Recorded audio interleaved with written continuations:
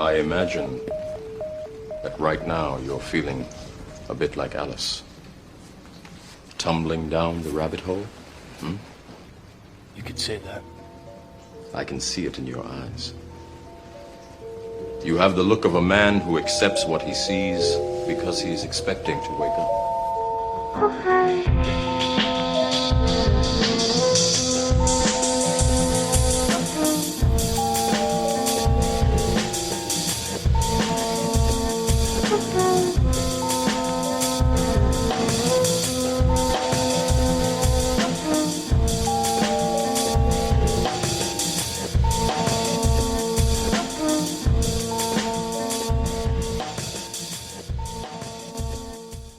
Welcome to Team Rabbit Hole Edition 236 with Stellium7, Titan Blood, adventurer, researcher, philosopher. Join the team as we get to know Mike. Whether it's resets, giants, fractals, or mud floods, this Virgo has lots under his cap to divulge for sure.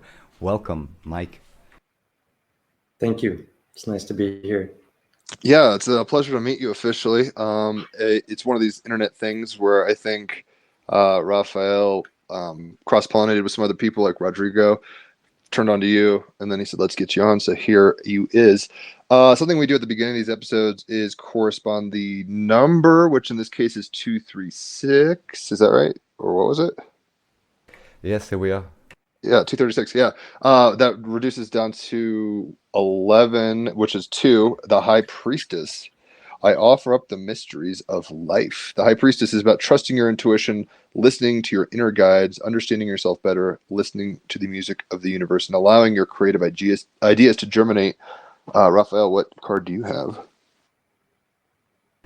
We have the angel number 50 of eloquence. Belonging to the principalities, this angel helps us to distinguish the possible from the impossible.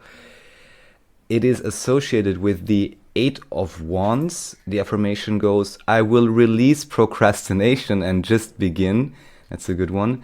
And angel qualities include eloquence, great capacity to communicate and inspire, efficient, well thought out structuring, goodness, harmony, beauty, and speech that attenuates the rigor of truth. Right on. I was going to say, that's quite a bit there. We just entered Gemini season. I know you're a Virgo, so you're also ruled by Mercury, so it's a heavily Mercury time right now. What, if anything, between the High Priestess and that angel resonated for you? Well, the High Priestess with intuition and synchronicity, providence, those kinds of things have been very important to me throughout my life, and have been the little taps on the shoulder and nudges that have led me along to all kinds of different unusual experiences and discoveries. And as I've tried to show in the videos on my channel, there are a long string of interesting synchronicities that have occurred as I've started to question different things throughout my life. So yeah, and the other, what was it? The eloquence, well thought out structuring, and speech that attenuates the rigor of truth. So and like knowing what's real and not, right? We're going to be talking about some probably heady stuff, probably. Discernment. Yeah, exactly, right. So how do you know truth? So well, that's one of the stuff that when we started the podcast, it wasn't my idea. Raphael was kind of like, we had conversations, and he's like, let's record this, I guess. And I was kind of asking some of the first ones. I don't know if they're up there or not, but some of the first just me and him talks were like, how do we know, epistemological kind of questions, like how do we know what to trust? What's, what is truth? How can we, in a postmodern kind of thing? So these are real important questions, and it's tricky turf because, one man's genius is another man's madness or whatever, right? So I'm very prepared to enter into domains that I haven't explored much. Feel free. Well, no, we were talking about synchronicity. I think that's a good place to start. Maybe, before we jump into that, I'm curious about you personally. So tell us as much or as little as you'd like. About where you grew up. I think you were saying California. The culture. When did you kind of start tapping into magic, synchronicity? Maybe noticing things that the other half don't see so much, so to say? Well, yeah. Well, just for starters, I've been in Europe now for 25 years. So I've spent almost as much time in Europe as I have in the States. But I did grow up in Southern California and grew up in a little town called Ojai, which is about 90 minutes up the coast from LA. And then you turn right and head inland towards the mountains. And it's this beautiful little valley that's cradled by mountains on all sides. And It's like a New Age enclave thing-ish, right? very much so, yeah. And in fact, there's been a lot of different spiritual teachers throughout the years that have made that a regular stop in their tours of the U.S. Like Krishnamurti was a main spot for him. There's a place called the Ojai Foundation. I think Terence McKenna spoke there a number of times. There's a big Theosophical Society group that's there. So there's a lot of alternative thinkers and esotericism. And so I was raised with my mother and my stepfather were both very much alternative people as far as their lifestyles and their thinking. I grew up, I suppose you could say I grew up in the rabbit hole because nothing about my upbringing or reality was ever normal by other people's standards. So I've always, been different in my thinking and my interaction with the world around me. And my mother was a New Age thinker as far as like a yoga teacher. She was an astrologer. She studied astrology from before I was born. And as I started to grow up, I was, where other kids were learning other things, I was learning about things like astrology and the tarot. And at one point, she was a book buyer for New Age bookstores. So she was, as I hit my teens and became more and more interested in life and the world, she was feeding me all kinds of different books that interested me. So, yeah, it was. I was there until my teens. I moved to Hawaii. I lived in the Seattle area for a number of years, and then came to Europe in '97 as an exchange student when I was studying at the University of California. I started as a philosophy major, and then when I went to Italy, when I got there, I studied at the second oldest university in Italy in Padua, and very incredible experience, and got to see a lot of the old world and travel all over Italy. That's where I met my partner. She and I have been together now for 25 years, and she's a Swede. So after a few years living in Italy, I moved up to Sweden, where I lived for 10 years, and we started a family up there. We have 2 kids, and after a couple of years in Sweden, I was doing a lot of soul searching, and after having done a lot of different professions, I was looking for something where I could use my mind and my hands, and I wasn't going to be in front of a computer all day long. And that ended up through a series of slips and falls and wrenching my back and hurting myself and being helped by chiropractors, I decided I wanted to go in that direction. And so that was another 5 years of study. And then after that, a couple of years of working in Sweden before moving to Spain, where we've been for 10 years now. So bounced around a lot over the last couple decades. Round, get around. You do have Mars in 9th house Sagittarius. I mean, and it's with your MC. So it's like, you're going to travel. Like, come on. In the Gokelen sector. So I'm curious, what part of Spain are you in right now?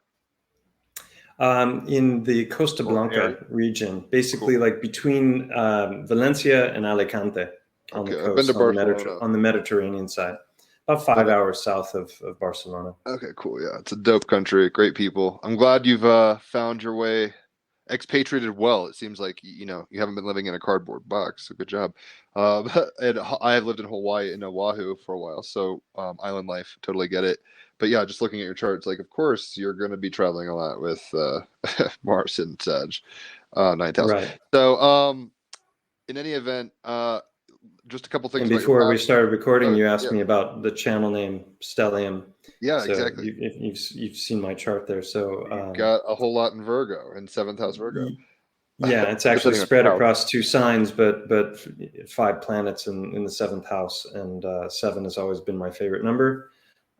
So Stellium Bada bing. 7 is how it happened, and also I don't know if have you ever heard of the sacred symbols of the ancients? You mean like the Flower of Life and stuff? No, it's a book that came out by someone named Edith Randall in Florence. Somebody, I can't remember her last name, but it's a system that my father taught me when I was growing up. That was a blend of astrology, tarot, and numerology all in one system. It's very fascinating. No, And it sounds exactly like what we like. each birthday is associated with a card, and we're talking about the minor arcana, not the major arcana. So my card is the 7 of clubs, and so if you have I don't know how it was broken down, and the mathematics were all worked out, but it's a very old system that I think was brought forth by the Order of the Magi, or Magi. I don't know how you pronounce them, but very, very fascinating. And that's where the 7 came from, because my card number is 7. Actually, the thing you were reading at the beginning broke down to 8 of wands, which is Right. 8 of clubs. And interestingly enough, the 8 of wands was my father's card, and it was also my partner's father's card. And so this is where like synchronicity and you start to see patterns and overlaps, and you draw certain people into your life that aspect with your chart in certain ways. And so I'm the 7 of clubs. My partner is the 7 of clubs. My son is the 7 of clubs. Her mom is the 7 of clubs. And both of our fathers are the 8 of clubs. My mom is the king of clubs, and my daughter is the 10 of clubs. So it's like when you start to look at the odds of that mathematically, that there's 52 cards in the deck, 50. So anyway, it's Highly interesting. just a little aside. As you mentioned that, and you combine the 3 disciplines, let's say. So you said numerology, tarot, and astrology. And the way that one of my favorite researchers, Michael Tessarian, whom you may be aware of, likes to combine. I've seen a video or 2 of his a long time ago, but nothing's fresh in my mind. I've heard the name many times. Yeah, so anyway, the 4th discipline he adds into this is Kabbalah, whatever then this may mean again. And aside from that, I can just say, well, thank you for recognizing this type of synchronicity. This is how we like to flow. Yeah, I'm sure like the juice, just the mention of the word Kabbalah would probably freak out half of my subs on my channel, as would a lot of this talk about astrology and these other things, because a lot of the work that I've done ties in with the Bible and Christianity and the Book of Enoch in different ways, which I never would have anticipated. So, and I've been interviewed by like SGT Report for the research that I've done, and he's very much a Christian, and had a huge Christian following. For the record. I don't know. Okay. Yeah. My grandparents started Tim Keller's church up in Manhattan, Redeemer Presbyterian. I mean, not that matters. I spent time in L'Abri, Switzerland, Francis Schaeffer's kind of thing as a helper. Reading everything from just all sorts of questions and weird shit I was asking. I'm a Christian. That's the funny. I might not come off that way. I'm sure I've done a lot of psychedelic. I mean, let's put it this way: compared to Christians, are like, you're a pagan New Ager. Fuck you. You're going to hell. And then New Agers are like, stop mentioning Jesus. So it's like I'm somewhere kind of the middle. That. But no, okay. So I'm truth. Book of Enoch. Yeah, exactly. The Book of Enoch is crazy. We're gonna go down some rabbit holes now that I know you're into that kind of stuff, because most people aren't. If that's your channel and subscriber, that's crazy. That's because that's my that's where I'm coming from more. And I think I found some middle ground. Whereas Raphael is like, he's in Vienna, like a Christian nation, quote unquote, but he's post-Christian. He wasn't raised, with a text or a. You know what I mean? Like, well, I can't speak for you, Raphael, but I think he's like post-Christian in that sense.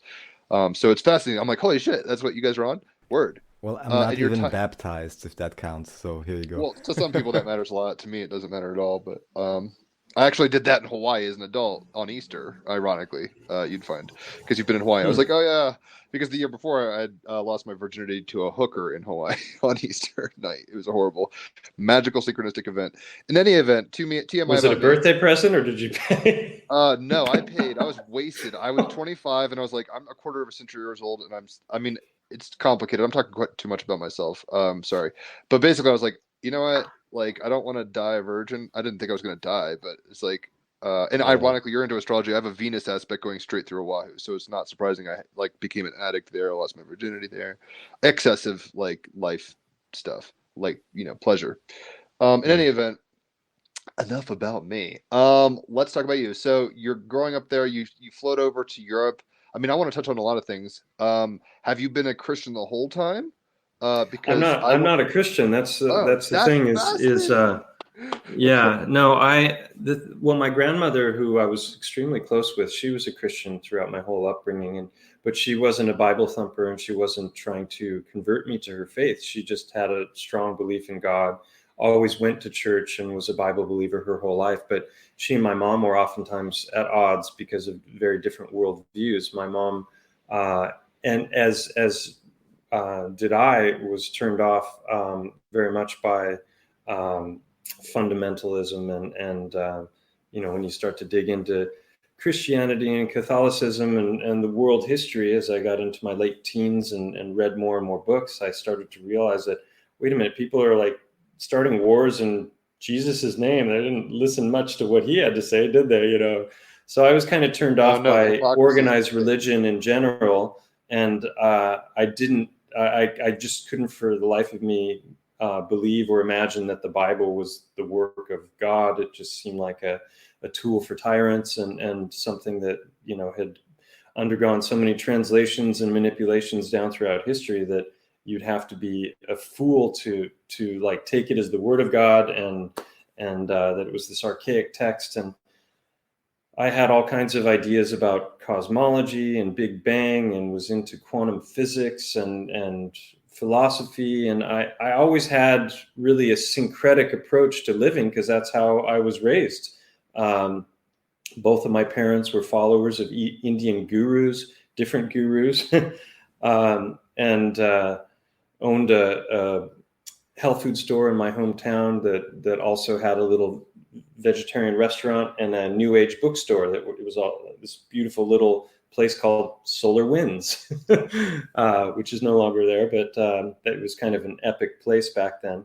And my stepfather was part of a collective of people who were followers of an Indian guru named Swami Muktananda, and they started the health food store, and then they had a little commune and an ashram. So I lived for a year in an ashram when I was like 11 or 12, a really tiny ashram, but it was a group of people who were very devout followers, and they'd get up at dawn and sit in the room chanting with their sitars and the little air organ, and so meanwhile I'm lying in the sleeping bag on the bed on the floor listening to this. I still remember some of the chants just because I heard them so many times as I was sleeping.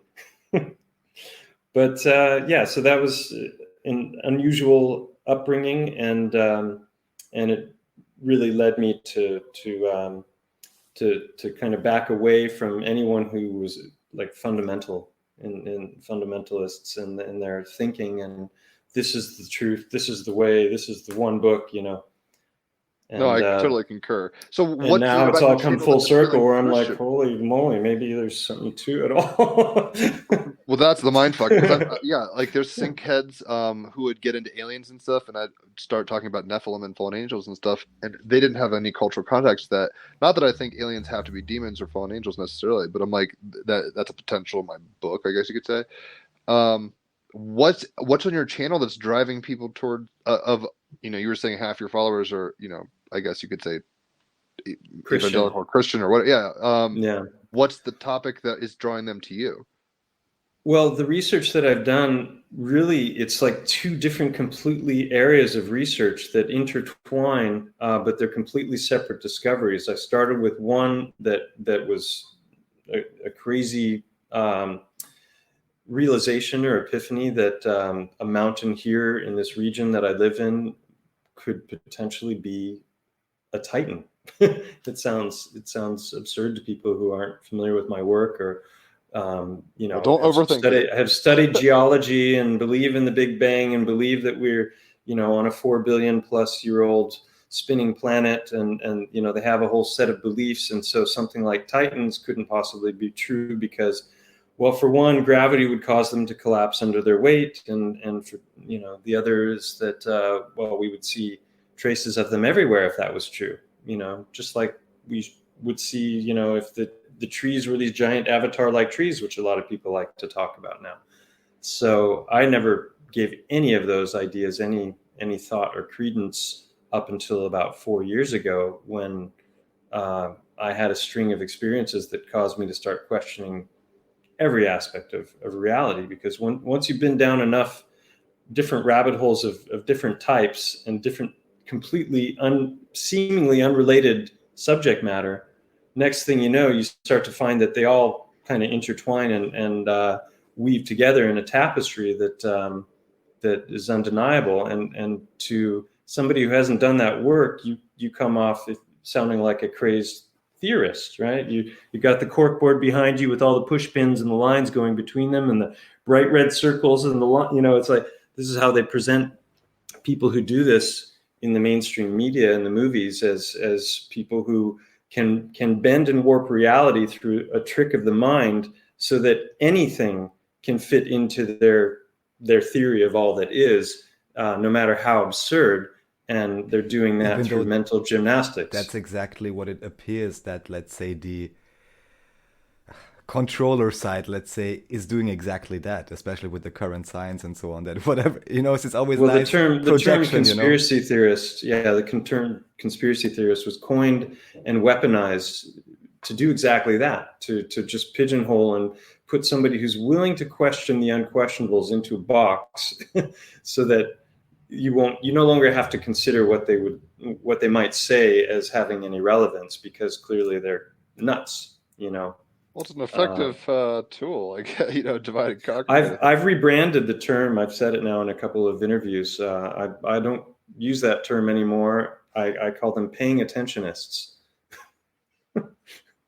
because if you've been around long enough and you've been questioning long enough, then you can see through the BS narratives, and you can start to see not only how things interconnect, but you have a chronological memory of the previous narratives and things that were said before and presented as fact, and that was undeniable, and the science has decided, and we know this, and it's just like our school books, where it was just like one long list of all these facts of events that happened at a particular time and things that occurred, and it's just like, that's the way it was. That was history, but now it's all about the future, and let's move on to to space. I was a big time futurist and space junkie and all those things. So and paying attentionists. This last year, you can see who's paying attention and who isn't. Well, that's where it gets really tricky. You said you had heard an episode before with guests Andreas and Victor. There's a lot of people paying attention, and there's people noticing people paying attention, so they throw out what are called psyops or whatever. There's so much confusion these days. I mean, I think it is the end of the age of Pisces. Let's just put it that way. Where it's just like, holy shit. And it's what's weird. The apocalypse, the unveiling. Exactly. I mean, and that's a religiously, it's got a lot of baggage to it, but yeah, exactly. You get it. The lifting of the veil. So it's like, you guys can see the mechanics of hyperdimensional reality, that you are part of at so many levels. Not only are we, like bipedal fucking opposable thumb political sexual creatures, but there's so much more. There's so many levels, and we're aware of that now. And I don't want to presume that people in the past, this is what we tend to do. We tend to think people in the past were stupid, right? Maybe they had a very different experience phenomenologically because of yugas or something. Because you were kind of going through the litany of like, and I'm not against it, of like, I'm into the Big Bang, I'm into these things, as almost a I mean, you were saying you heard the Rupert Sheldrake one, almost like a material reduction, like a what's it called? mechanism, Yeah, like when people scientism, like, mechanism. yeah, you don't have to prove that stuff. In some ways, Anything like, who but knows? empiricism. Yeah. You know, I'm of the mind now that, you know, the matrix does exist, but it doesn't exist. We're not in the matrix in a simulation. In my belief, I believe that there is a physical world around us, and that the matrix is an overlay on top of that, and it's a prison for the mind, just, you know, like they say in the movies, you know, and most people are completely unaware that they're in it, and but this is over the last 4 years where I started to go, okay, wait a minute, hold on a second, that's bullshit too, and that's bullshit, and that's bullshit. Like, what's real? What were some of these You things know, that were and starting to it's, you fall dig out into for the you? moon landings, and it's like they're hanging from wires, and they're falling on their face, and there's literally, if you dig into the whole space thing, there are literally thousands and thousands of flaws. And, you know, like you got into with your interview with Andrew Jones, you know, you asked him what he thought, because he's such a master with digital art, and what he thought of NASA, and you know, the information they're giving us. And what was it? He had some great line. It was, he said, "Oh, you mean the Nazi context art department that our government funds?" And you know, that's, you dig into it, it's like, okay, everything's CGI, everything is harnesses and wires and CGI layering glitches. So, And not at just some point, you have to say, why fake it all? You know, I mean, my first exposure to the rabbit hole, apart from growing up in it, was when my dad gave me a book when I was 19 called "Behold a Pale Horse" by William I've heard Cooper. of this. I've heard all Bill Cooper's shit. Yeah, he's hardcore. Yeah, he spelled out a whole ton of stuff back then. So I was 19, and I was already, you know, he was already he identified as a Christian, and he had a lot of tours already back then. He was talking about fake alien invasions, that this is what they were, you know. He lays out everything with MK Ultra and all kinds of different documents, quiet weapons, silent weapons for quiet wars, and protocols of Zion, and all this stuff is in that one book, you know. And he talked about space fakery also, and I just was kind of on board with it. And he was also talking about UFOs and alien tech. And somebody's ringing my doorbell, and I'm not expecting anyone. Oh, you could totally go get it if you want. I'm good at filling in time or whatever. Raphael, I'm kind of curious. I mean, you've heard of the Book of Enoch, Hold right? on. Yeah, do your thing. Raphael, yes. have you ever heard of the Book of Enoch? Well, I've heard of it, yes, but I'm not familiar with the content really. Oh, okay. There's actually a link I should send you, which is crazy, because it's apocryphal. So this gets tricky. Like at one point there was a bunch of books of the Bible, according to, you know, Christian tradition, and then this gets into Roman Catholic groups or whatever, you know, councils of Nicaea or whatever, you know, deciding what's in and what's out. This got chopped out. Yeah, everything that's not canon basically is particularly interesting. This out of canon. Yeah, that's what this is. So the Book of Enoch is almost like the Star Wars of heaven. It's like the story of how fallen angels gave information to people before the appointed time and all sorts of crazy stuff. It's heady. I mean, it's like, and I've seen a particular YouTube clip about it using animes or video game clip scenes or something like that, and it was very compelling. It might not be for everybody, but people that are listening to this channel, I mean, if they're into Christianity, the Book of Enoch is worth checking out. It's pretty hardcore. It's almost like an RPG Final Fantasy type situation for Christianity. It's like the origins of, like, how did what was the war in heaven? I think that's the idea. So it's interesting he's into that. I was tripping out though. I heard Spanish. I'm like, is he in Costa Rica? And I'm like, oh yeah, he's in Spain. Duh. Yes. I'm so used to that kind of thing. Yeah, I was trying to familiarize Raphael a little with the Book of Enoch. Just, I don't know, in case. Okay. I just wanted to finish the thing I was talking about with regards to NASA. So I already got wind to NASA fakery back when I was in my teens, but it never occurred to me, because of all the space programming in the form of Star Trek and Star Wars and all the sci-fi stuff that I grew up loving, that they had been faking it ever since. And so that was kind of a rude awakening when someone challenged me on some of my beliefs, and I started to go and try and prove things that I thought were really easy to prove, and they turned out to not be so easy to prove. And that also got me questioning just the nature of reality in general. Yeah, so I'd like to bring this up once again. On that note, I referenced it last show that Eddie Lynn recently, I guess, reposted this concept that Werner von Braun actually wrote a book in 1952 called Mars, A Technical Tale, where it really says that the leader of Mars is called Elon. Elon. I mean, what a scripted reality is this? This is incredible, you know? But that's where it gets weird. Because that's the holographical nature of it. Because have you ever seen Aha's Take on Me music video? I mean, that's like fourth wall breakage. I think you're talking about Take on Me. Is that what you mean? Yeah, you know their Aha, or the band is Aha. Yeah, Take on Me, where there's like the black and white cartoon and they smash it through. That's kind of like some fourth wall, multi-dimensional breakthrough. Yeah, it's like Portals, Stargate, all that stuff. I mean, exactly. They've given us tons of that in Hollywood when we look at the movies. But that's also, I think, metaphor for. Well, you've got what is it? Looking glass technology and CERN, and who knows what that's doing, but.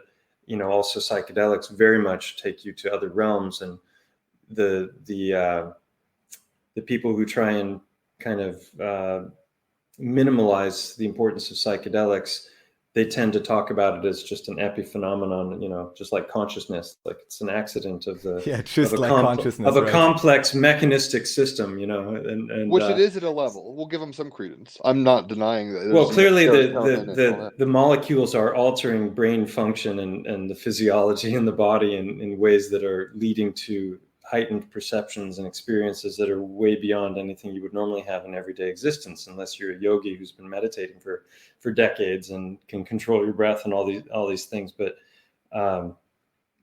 so it's there's something in there, out there, both, and what it is that is for all of us to figure out, I guess. The Tao that cannot be named is the Tao, right? Just for clarity's sake, did we already get the Tao that can be named is not that Tao? Yeah. Did we already get to the two connecting points you mentioned in terms of your Christian audience, what Jim kind of was referring to? Oh yeah, back to that, points, right? Yeah, so thank you. So with the Christianity thing, I just kind of brushed that aside. Actually, as a kid, I explored the church a little bit, because there was a church and they used to sing, and I went in. I was like 10 or 12 years old, and I went in, memorized the 10 Commandments, and they gave me a Bible, and we went around this bus called the Joy Bus, and they sang Christian songs, and I did that for maybe 10 or 12 times, and my mom was okay with it. She's like, well, if you want to do that, you go right ahead, and she didn't try and stop me from that at all. But after a while, I got bored with it, and I don't know, it just never really resonated with me to the point where I wanted to read the Bible and study and go to church. But my grandmother was very much a Bible believer, and so it's always been there, and then when you study history, like I alluded to before, you start to find out that most of the real tragedies in the world have centered around beliefs about spirituality and God, and how it's all been harnessed for evildoer, by evildoers for exploitation. So I just steered away from it. And then, not trying to catch you off guard, but since I'm the unbaptized one, already mentioned the Kabbalah, I'll just go one step further right now, if I may, just to get your insight, if you heard about this. So I recently did a talk with David Ewing Jr. on, let's say, Tartarian mudflood, and also in particular, I was surprised myself about the Quran. And the idea that actually the Quran may be one of the few unmodified books, because when whatever colonial imperialist force was rewriting history, they may have noticed this collectively, in a sense, started memorizing it. This only refers to the original, let's say, Arabic Quran. That's only a specific book, of course, because also here there was a lot of divide and conquer. And then there's the whole story with the Jesuits actually founding Islam, which in this frame of reference may just be another, let's say, co-opting division psyop. Anyways, I was just wondering if you had ever heard of that, because this was one of the last places where I would have looked, which deliberately says, look, people are falsifying history, people are selling Bibles for money, there's buried buildings, look who lived here before, like really stuff that would make you question the fundamentals of our, scripted reality, which of course inherently then, in a sense, is dangerous to any force that wishes to control. Yeah, I'm reminded of a book I read a long time ago called The Chalice and the Blade by Riane Eisler, and she was talking about also the Gnostic Gospels as well by Elaine Pagels. These are books where they talk a lot about how, at the Council of Nicaea, different books were added to and taken out of the Bible, and I that was it's literally undergone talking about different that. revisions. Yeah, as you were getting your door, I was telling him about the Council of Nicaea and the Enoch book. Yeah. So it's funny that you. So that was another reason I never really gave the Bible much credence. A lot of editing. But I do now. I just want to say that I'm not. I still haven't read it, but I suspect that there's a lot of tremendous amount of truth in there.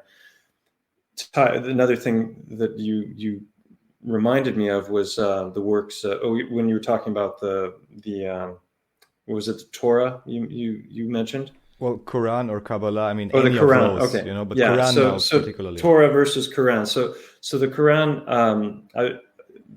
I'm sure you're familiar with the work of Jan Irvin from used to be Gnostic Media, and now he goes by Logos Media.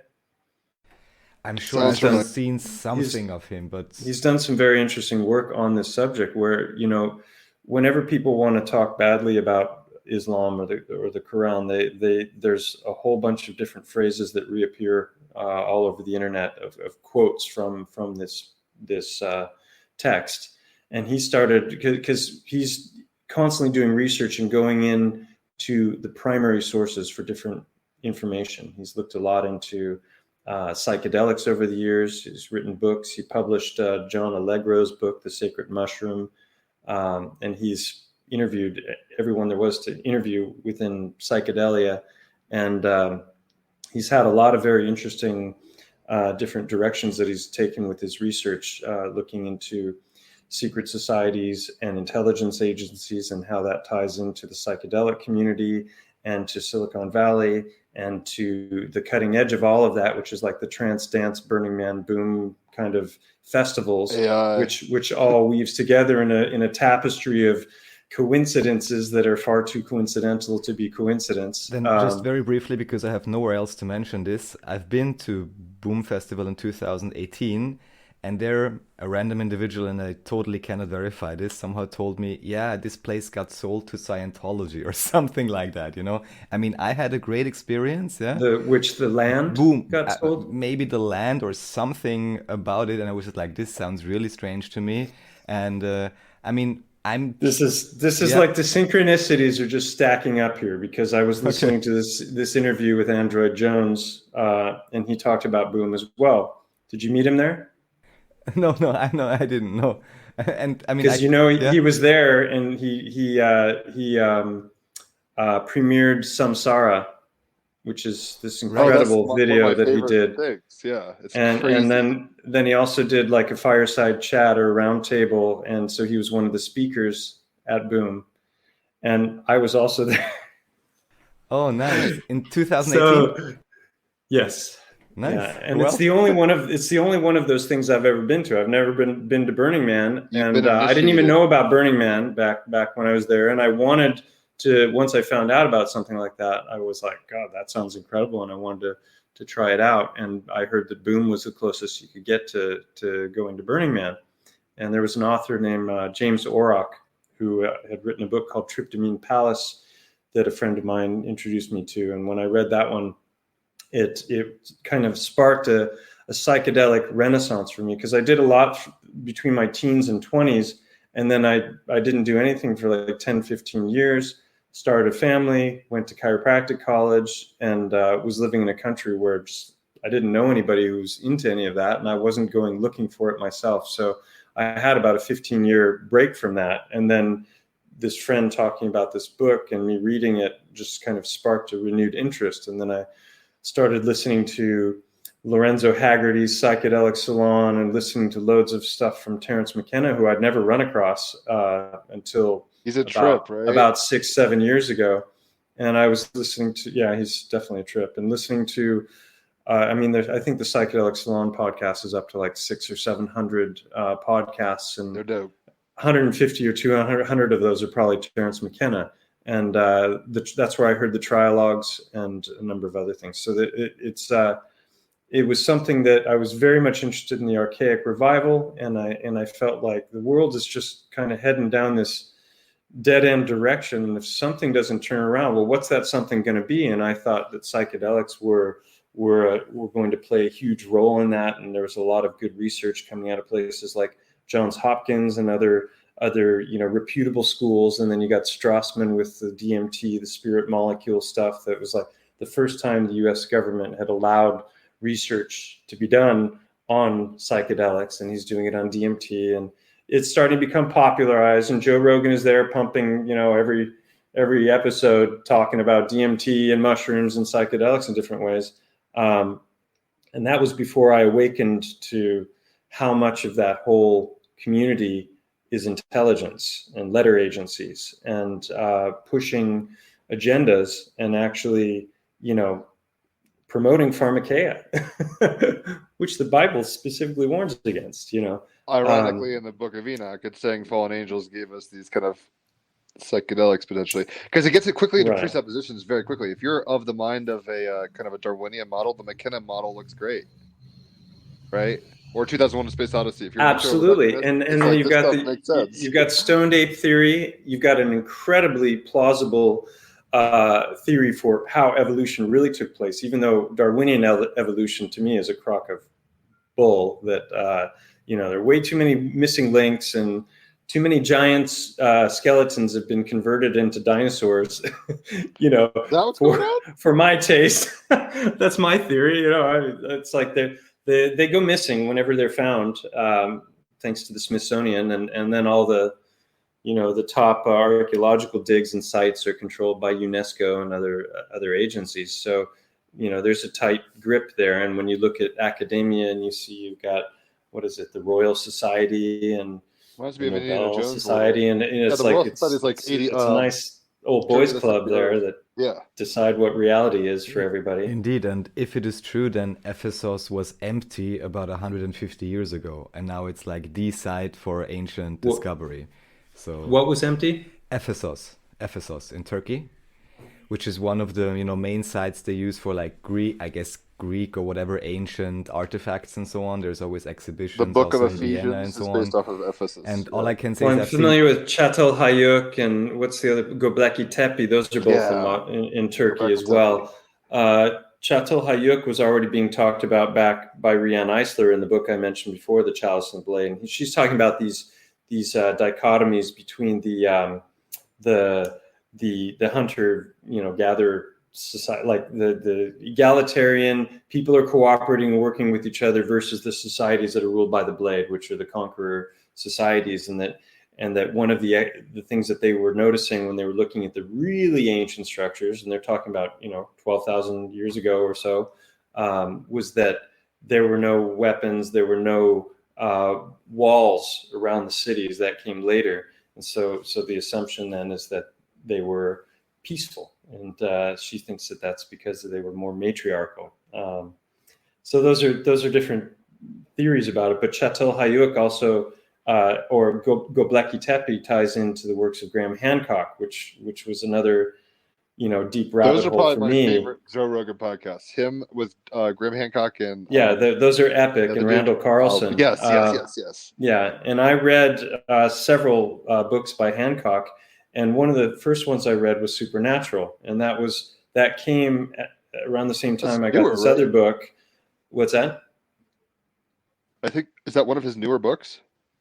No, Supernatural is older. I would guess it's 10 plus years old. I don't remember the name of his newest. I haven't read it, but the second to last book he wrote was called Magicians of the Gods, which was a follow-up to his Fingerprints of the Gods. And he, like in Supernatural, he lays out this, he talks about McKenna, he talks about these different theories about the old cave paintings that they're finding around Europe that are supposedly 35,000 years old, and that they've tried to understand what the markings are on these caves, because all over the place they've got these same symbols that are reappearing.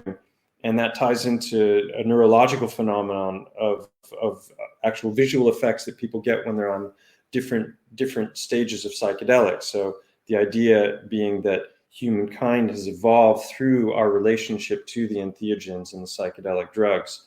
And that ties into Stamets' idea. Yeah.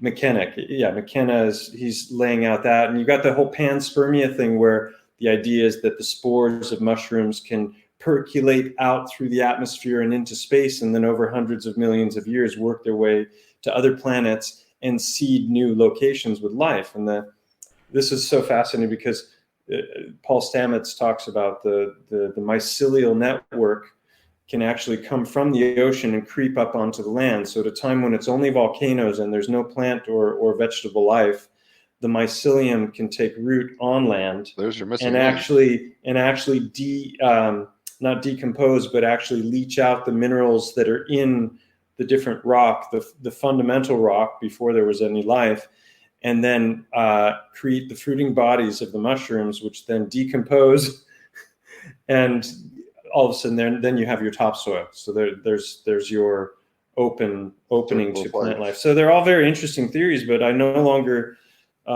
subscribe to certain aspects of that because I don't believe in the whole comet strike younger dryas narrative that Carlson and Hancock are promoting, because I think space is fake, or not fake, but it's not what they're telling us. I think space is real, but it's not Hollywood space. It's something entirely different. So the idea of panspermia is pretty popular in science fiction. Was also interesting. I'd like to, I'm not sure if we can unravel it in one session, but again, these strange connections between psychedelics, cultural engineering, festivals, and letter agencies. However, even here in the most recent Star Trek, it's called Discovery, and there they actually have a spore drive, and their main scientific officer, who's then the pilot for that drive, which is working through tardigrade DNA, where I also heard that's kind of a, but that storyline may even be a rip-off of a certain Steam game or something published 2 years prior or whatever. Strange story. Right. But anyways, this guy in the series is called Stamets himself. So it's interesting here how they are still intertwining this, make it seem nice in parallel realities. And I think it's... Well, it is a cosmology that they're presenting. And with that cosmology goes a spiritual view on life and a essentially a new religion. It is the religion of heliocentrism, ultimately, because, when you take people like Bruce Damer, who, claims to have worked for NASA and, been at the Pentagon, and, he's this really far out character. He, to me, kind of typifies and embodies the whole Burning Man movement of these super geniuses who use psychedelics, and they're, crossing multiple different fields in life and bringing new knowledge to us. And I take a step back away from all of that when you realize that, well, NASA's full of bull. Why are they full of bull? What would the point of fakery be? I can understand it during the Cold War when we want to present the illusion that we beat the Russians there, right? And that the Russians, okay, well, they got there first, but why wouldn't the Russians have exposed the fakery? Clearly, they would have known it was fake. So then all of a sudden, now you have to step back even further, and you realize that all the spacefaring agencies are also giving us the same BS narrative. So that suggests that there's a collusion among countries that are supposedly not at war, but at war ideologically, and have completely different governments and governmental structures, and yet they're all towing the line on things like space and missions to Mars, and controlling robots from hundreds of millions of miles away, and etc. So I've gotten suspicious of all of that. Going back to what you were talking about as far as letter agencies, Jan Irvin and Steve Outram did a series called The Shadow History of the Burners, which is an 8-part series. They're like 3 hours each. It's just, there's a lot of material to cover, and they start just connecting all the dots of all the key players, going back to the beginnings of Silicon Valley and the beginnings of rocketry and all of that stuff, and working their way forward into the cutting edge of it all, which is the whole Burning Man and trance dance psychedelic movement. But when you go back to the beginnings of it, you know, to the 1940s, you've got the appearance of mushrooms in the mind of the American people on the front page of Life magazine with Gordon Wasson and you know, the magic mushrooms and all this stuff. And it's like, you dig into it, you find out even the guy who was the supposed amateur mycologist who went down to South America and discovered the great magic mushroom and met with Maria Sabina, you know, it's like this folklore within the psychedelic community, and everyone's always parroting the same stories, right? But when you dig into it, you find out that Gordon Wasson was the head of propaganda for J.P. Morgan, so he was a very high level, you know, in the banking. He, you know, there's according to Jan Irvin, there's actually pay requisitions for the CIA, so he's on the payroll with the CIA. It's like, okay, so the initial appearance of psychedelics in the mind of the American public was already tainted with intelligence back at its very beginning. And then when you go forward, you find out like people like Timothy Leary, he was also, you know, intelligence and also a big devout follower of Crowley and the acid tests and all this. It's a deep set of rabbit holes that just branch off in every direction from that point. So I'm suspicious when it comes to why is there such an agenda to push psychedelics on people? Because it's always presented in this real, this is the way forward for healing, for you to overcome whatever it is that's holding you back in life and to heal your past traumas. And that was why I was very much interested in the archaic revival and even wanted to write a book on the subject and weave in some of my own experiences. And it would take hours to really go into, you know, the events that led up to me taking a step back and going, wait a minute, you know, it had to do with an experience I had that tied into Pinocchio and Disney, and that led into MK Ultra and Masonry and strange scenes in the canyon, you know, like McGowan's work. And there's just way too much there for that to be the weaving together of somebody who's just playing connect the dots, and there's no truth to any of it. Yeah, So I'm curious. Oh, Rafa, go ahead. No, just it's certainly all connected. And it's definitely great to always, you know, as you mentioned, go to original sources, check the original history, identify all the key players, and check, simply put, whether they're on a letter agency payroll, which, you know, so many people are everywhere, and oftentimes it's not known whilst they are very much public, even though recently there has been this Academy to the Stars. Dark Journalist always goes on about it with Tom DeLonge, former Blink 182 or whatever, and they raised like a tremendous amount of money. They raised a tremendous amount of money, and then they had like this board. Yeah, they had now they're 50 million in debt. They wanted to produce all kinds of stuff. Really? Yeah. They had this board, and even on the board, you had people like, I think by the name of Alessandro and others, which are known CIA agents, you know? So it's like, It's not even hidden anymore. And what I just like to differentiate, ideally, at least in one's own mind, is then not allow just like let's say a pentagram or anything, a cross or anything, be tainted by, for lack of a better term, the controller faction, just because, of course, they try to put their mark on everything and anything. At the same time, symbols are tools. Totally, they're ways of conveying information. They're neutral. That's the way I see them, anyway. Exactly. As our tools, you can use carpentry tools to bludgeon somebody or to build a house. Exactly. And same with psychedelics. So my question now would kind of be, at least in my view, why then, in a sense, let the cat out of the bag, aside from the fact that we know much too little about accurate history before anything, you know, that's more than 50 years ago or whatever, or even less than that.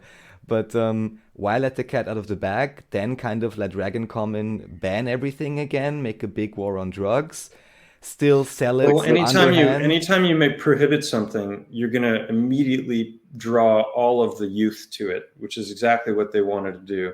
And the whole psychedelic buses and the Ken Kesey thing.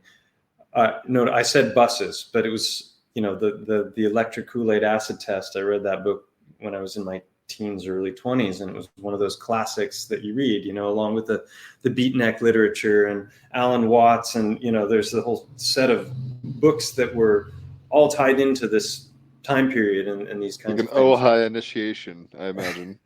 and yeah, you know, that was what I was growing up with. But Jan Irvin exposed, I think he called it an MK Ultra reunion, and he had actual video footage where there was a bunch of guys who were known agents, and they were sitting around a room and they were literally discussing the buses, plural, and there were a lot of these buses that were going around, and the you know, the letter agency was behind the vast majority of the distribution of LSD, you know, through that time period. So they wanted people taking this stuff. There's no doubt about it. And then you had the Grateful Dead, which is very unusual stuff. And Jan Irvin did another series called Laying the Dead to Rest, which I can recommend, that talks about their connections to the occult and to the secret societies. And they were a primary source of distribution for all that for decades, because they were going around from town to town to town. So that's kind of concerning. Jan Irvin talks about, you know, the evolution of the term psychedelic. Before that, it was psychomimetic. It was telepathine was something that Terence McKenna talks about it being called, you know, because it allowed people to actually communicate telepathically. Psychomimetic, mimicking psychosis. There were lots of different terms, and so then, you know, they've rebranded it psychedelic, being mind manifesting. So that sounds kind of cool, you know, and then entheogen, you know, generating the God within. So that's appealing for the people who are on the spiritual quest. Jan Irvin calls them suggestogens because they make you incredibly suggestible when you're under the influence, which makes it very easy for someone who knows the psyche and how it works to program somebody who's in that state. And when you look into MK Ultra and how they go about doing all of their stuff, you're talking about literally fracturing and fragmenting the psyche of the individuals through traumatic experiences. And we've all undergone this in varying degrees. I mean, if you think about Disney films, they're filled with trauma-based mind control programming, where you've got the battle of good and evil, and you've got these demonic elements in literally every movie ever done. And you know, that it's like, okay, those are great stories, and it's the hero's journey, and it's all these things, like, you know, Joseph Campbell would frame it in this really positive way. But is that, you know, is a 3-year-old or 4 or 5 or 6 or 7-year-old psychologically equipped to handle those kinds of traumas? Like, I remember very clearly when Bambi's mother died, you know, that's like in the first 10 minutes of the film. You've got all this idyllic setting, and Bambi's playing with Thumper in the meadow, and the birds are there, the little bluebirds, and then boom, Bambi's mom dead by fire. You know, it's like, okay, well, whatever comes after that is going to be coming into the person who's already in a disassociated state, and that's a very concerning thing. So, you know, yeah. I don't know. We have threads going everywhere now. I want to get back to the Torah thing real quick, because that also ties into to the work that Jan Irvin has done, where he went and he started looking at the primaries on all of these different quotes that are used to damn, you know, the Torah, because it makes the religion look horrible in the eyes of a Westerner. And when he started to look into those one by one and go through and check the primaries, none of them were there. Like I think he said like 6% of the different quotes that were bouncing all over had any basis in fact. Now, I haven't checked his work, so I don't know if he's telling the truth, but he's done a lot of very interesting research, and I think it's worth looking into. And then he got the idea to check the Kabbalah, or what's the other text? Is it the Kabbalah? The Torah, the Kabbalah. The Talmud, maybe? The Talmud, that was what it was. And so all of these quotes that were being, or not all, but many of the quotes that were being attributed to the Torah had been taken verbatim from the Talmud. Yeah, that's what I was thinking now. Yeah. Yeah. So that is like, okay. So, is this some kind of black magic that's being worked, or what's happening there? Anyway, there's a lot of different things to look into there that we've already talked about. Right. As the Big Lebowski would say, a lot of ins, a lot of outs, a lot of what have yous.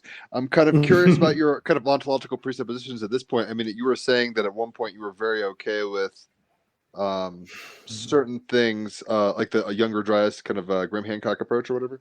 And now that you're not so much that, you're saying space isn't so much. So you don't have to be like, this is the truth. I just want to know, like, maybe in certain elements, like where your head is at in terms of modeling. And with the understanding that that's not always been the case and it may not always remain.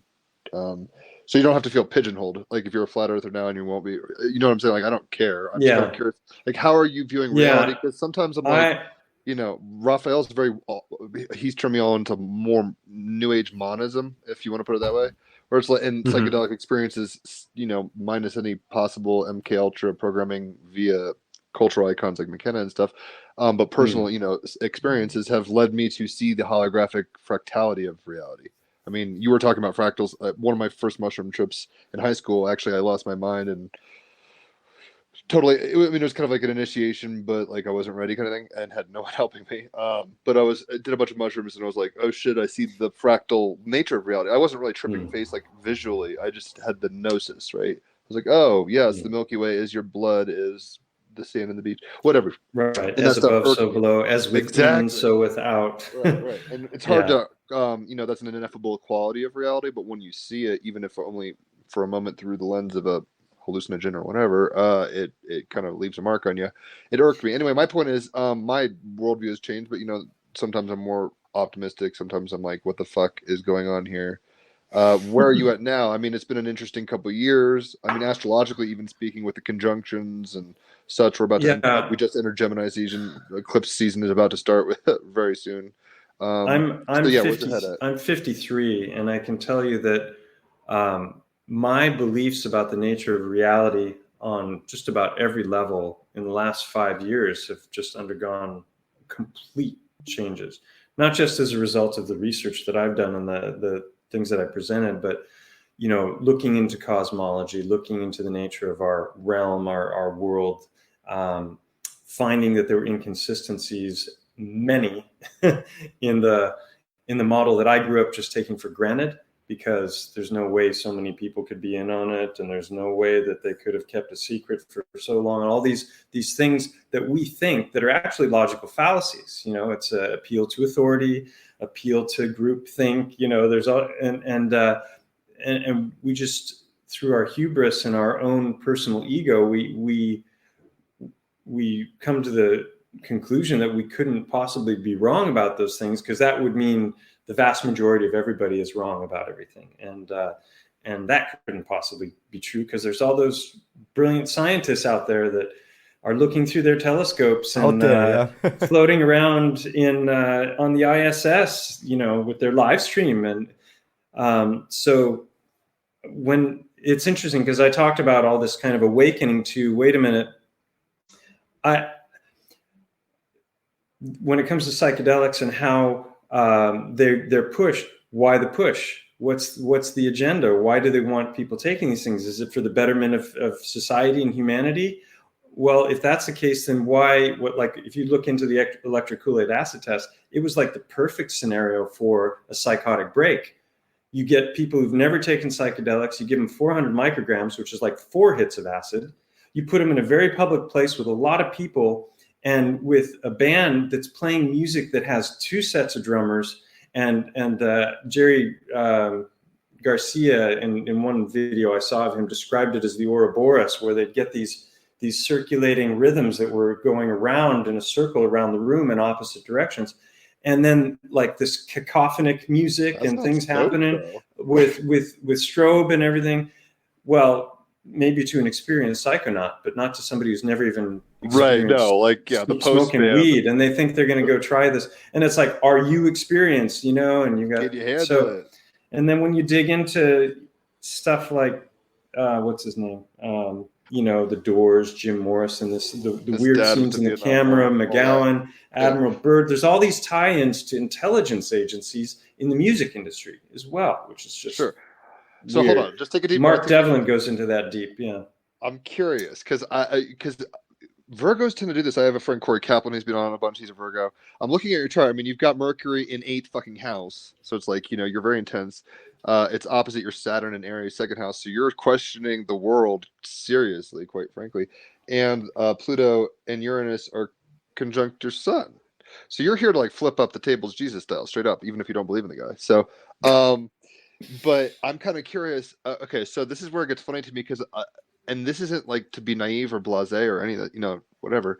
I'm kind of like when we pull out past a point, because Virgos tend to get very scrutinized very quickly, and not paranoid in a bad way, but very mechanical and like segmented in their thinking, where there's like, and I'm not even saying that's bad. I appreciate it. Like I said, the girl I'm with is a Virgo.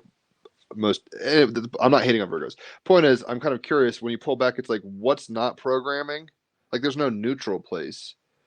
This is what I've kind of always talked about with Raphael. It's like, all right, so it's like, I mean, this is where it gets weird, where the negative polarity of what you're explaining might be like, these are government agencies trying to co-opt the psyches of citizens, right? Like, that's like definitely what you're painting it as, which may or may not be actually. And specifically lead them to experiences where they might actually encounter entities. And as,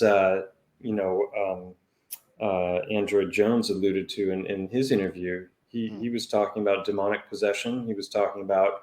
He was more Zoroastrian about it than I was expecting. I'll be honest. I was like, "Oh, really?" He sounded Christian. Well, I really enjoyed that interview because he touched on so many different things that I've been thinking about and have uncovered on my own in my own research. But he's like one of the only people that's well known in the psychedelic community, apart from Jan Irvin, who's been extremely ostracized by that whole community because he's calling out a bunch of people for their unnatural connections to certain unnatural things. And so Jones was like the first time I'd heard people talking about this. Now it's interesting because if you go into Hancock's work, he goes from supernatural and he paints a really beautiful, wonderful image of psychedelics in that book. But then he went on to write 2 books of fiction called War God 1 and 2, which I only read the first parts of, and they were extremely dark. And it was all about the mushroom cults in South America and the Aztecs that were like dosing the shit out of people with really high dose mushrooms to put them in a completely terrified state so that they could march them up to the top of the ziggurats or the pyramids and then, extract their still beating hearts from their chests while they're incredibly high. I mean, this is pure demonic activity at the darkest, most powerful level. And, Hancock's talking about like as many as 50, 70,000 people in the course of a week being sacrificed live. I mean, this is some dark shit. And when you hear about psychedelics and going down to the rainforest to have your experience with a shaman, it's always presented in this airy-fairy sort of a thing where it's like, you're going to have to do some work. It's not going to be easy. It's not necessarily going to be fun. You might puke your guts out, but it's only going to be good for you because you're going to, maybe you're going to get, demonically possessed or raped by some interdimensional entity. It's like, but that's all. This is getting back to what I want to say before with Tim Leary and these other guys and Be Here Now and all this. It's all about the ego death and reaching that point where you have the breakthrough experience. So your ego dies so that then you can be reborn and you've grown through this experience. And while that may happen to some, that ego death might actually be a fracturing of the psyche and an opening up of the spiritual body that could potentially allow a person to become demonically possessed but they're constantly talking about it in this perspective of, those are all just reflections of other aspects of your deeper self, right? And so you're battling your own demons and you're coming to terms with and I understand the truth of that because I've had some very profoundly, intense psychedelic experiences. But I never gave any credence to the idea that, first of all, I'll just say I've never had entity experiences. I've had the sense that there was another there, but not necessarily within me. But I've never had interactions with entities in any of those experiences. It'll fuck you up. Many people I know have, but I've had, very high, like I did, are you familiar with Santo Daime? Have you heard of that? Yeah, Santo Daime Church, yeah. Yeah, so it's a syncretic religion that was founded in South America by a guy who was, I think, a rubber tapper, who had just a profound psychedelic experience on ayahuasca after a shaman gave it to him, and he started a whole religion, which is now, along with Unio de Vegetal, I'm not even sure if that's how you pronounce it, they're like the two kind of mainstream accepted ayahuasca churches. And so I had they're the acid 10 test of ayahuasca different... now there, I guess. What's that? I said they're the semi-acid tests of ayahuasca down there now, I guess. Right. Well, not just down there, all over. They're all over the world now, and they're in Holland. I don't know about Austria, but they're in Spain. They're in all over South America.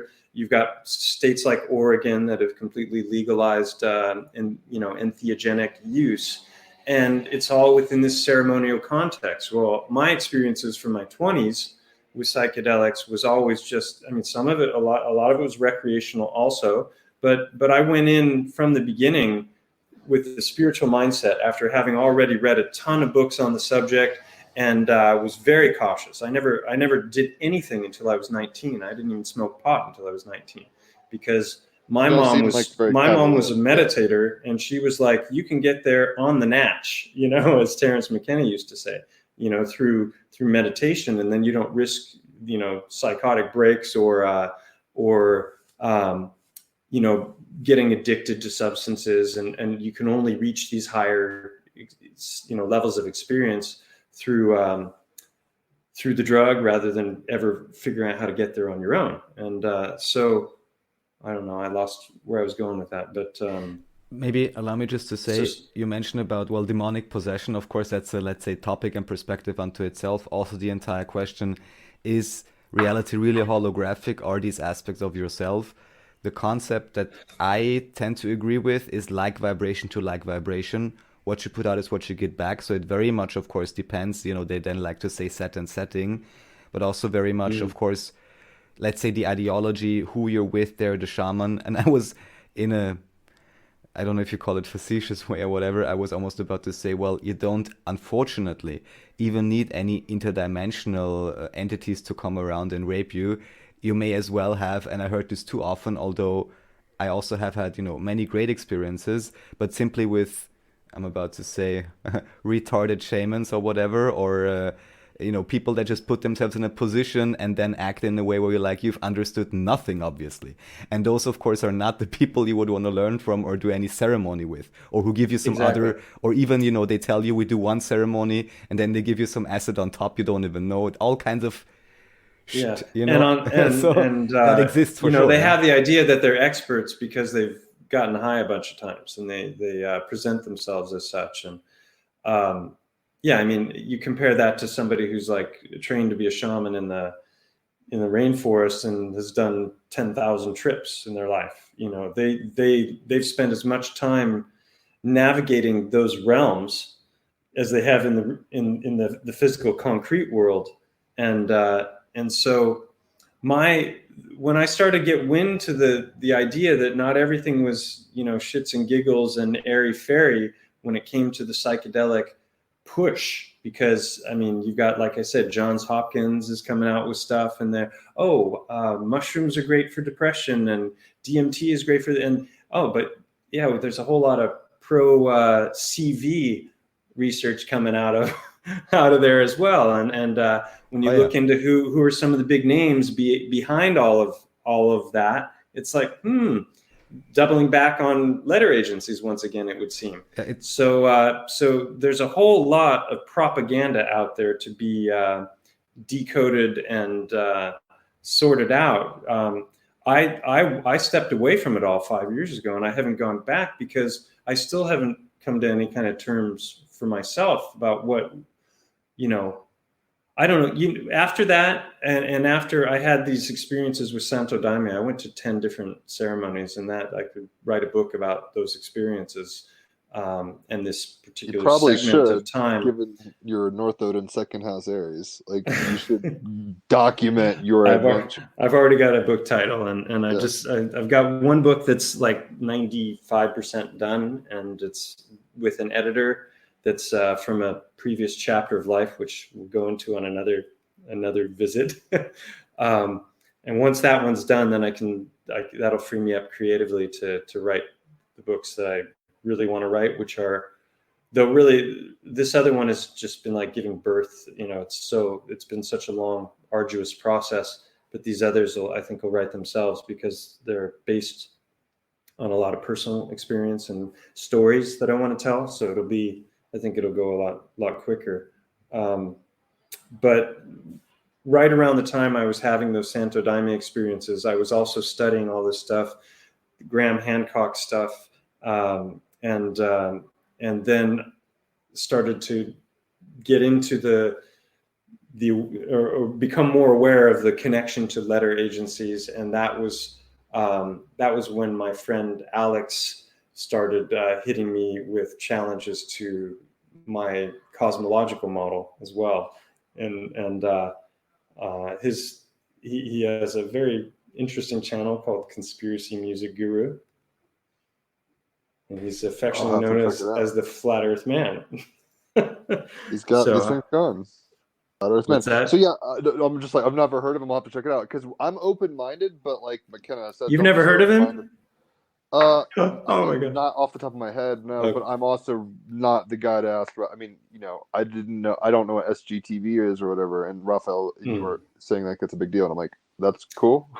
I'm not against it. I'm not the guy. It's weird. I know a lot about weird things, but not about the things one would presume I should know about. For example, I just got my first fucking credit card recently. Let's put it. I'm a man child. Like, don't ask me. I'm not an expert. I'm a Gemini. Double Gemini. You're just a late bloomer. So was I. Well, Gemini. So, but I'm just getting going just now. I hope I can finish all my projects. But, no, when you drop that book, we'll have you on and talk about that. I mean, I would like, you're a very cogent mind, and I'd like to see you kind of cross-pollinate with certain people. Even Rodrigo, like hearing you guys talk together would be fun.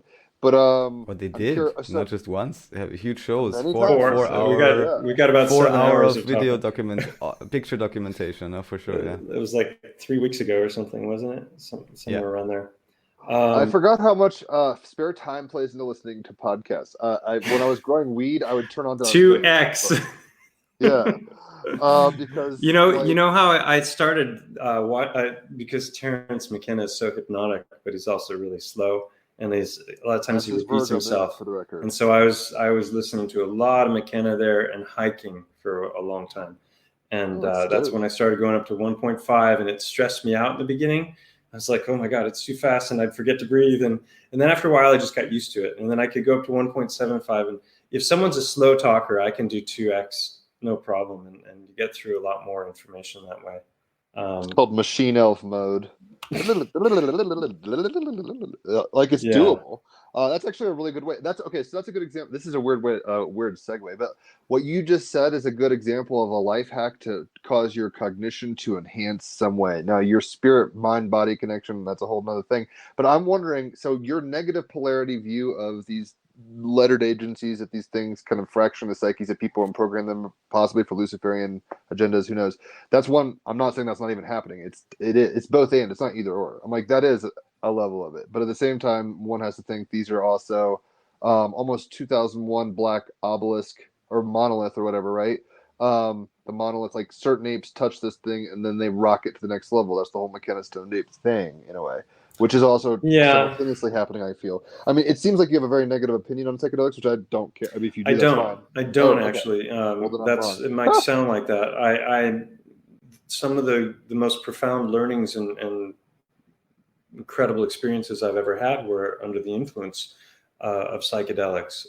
You're just at, I guess. But I was led to believe certain things about it by key players in the psychedelic industry that on more reflection and on more study are propaganda. They are narratives that are being pushed. And so then the question is, why are they pushing the narrative?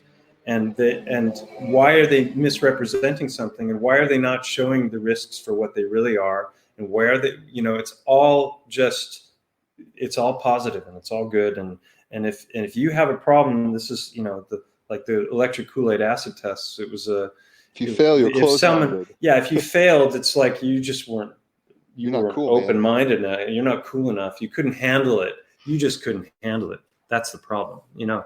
And yeah, well, maybe the reason they couldn't handle it was because you put them in a scenario that was just ripe for fracturing their brain in ways that they couldn't even begin to cope with. And to think that they're going to come back from that and not, you know, you're not going to have people who have, you know, some permanent damage is naive.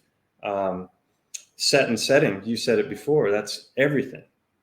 But these things well predate, you know, the psychedelics of the 60s, the Ellisonian mysteries. I mean, we can go back. I mean, obviously, depending on one's presuppositions, shamanistic animism might be just. But maybe they've been playing the same game for millennia. Ad infinitum. Yeah, it's like if you control the oracle, you know, exactly. You got a chance, you know, the Oracle of Delphi, money of the war or whatever. And you weren't a citizen of the Greek nation until you had undergone that ceremony. You weren't considered a full-fledged citizen. So they march you into I did not know Eleusis. I thought it was popular. They march you into Eleusis, and you consumed a beverage called kikium, which was what was that? Rye, ergot, right? I mean, you're talking about it's basically LSD, probably a naturally occurring analog of LSD. So.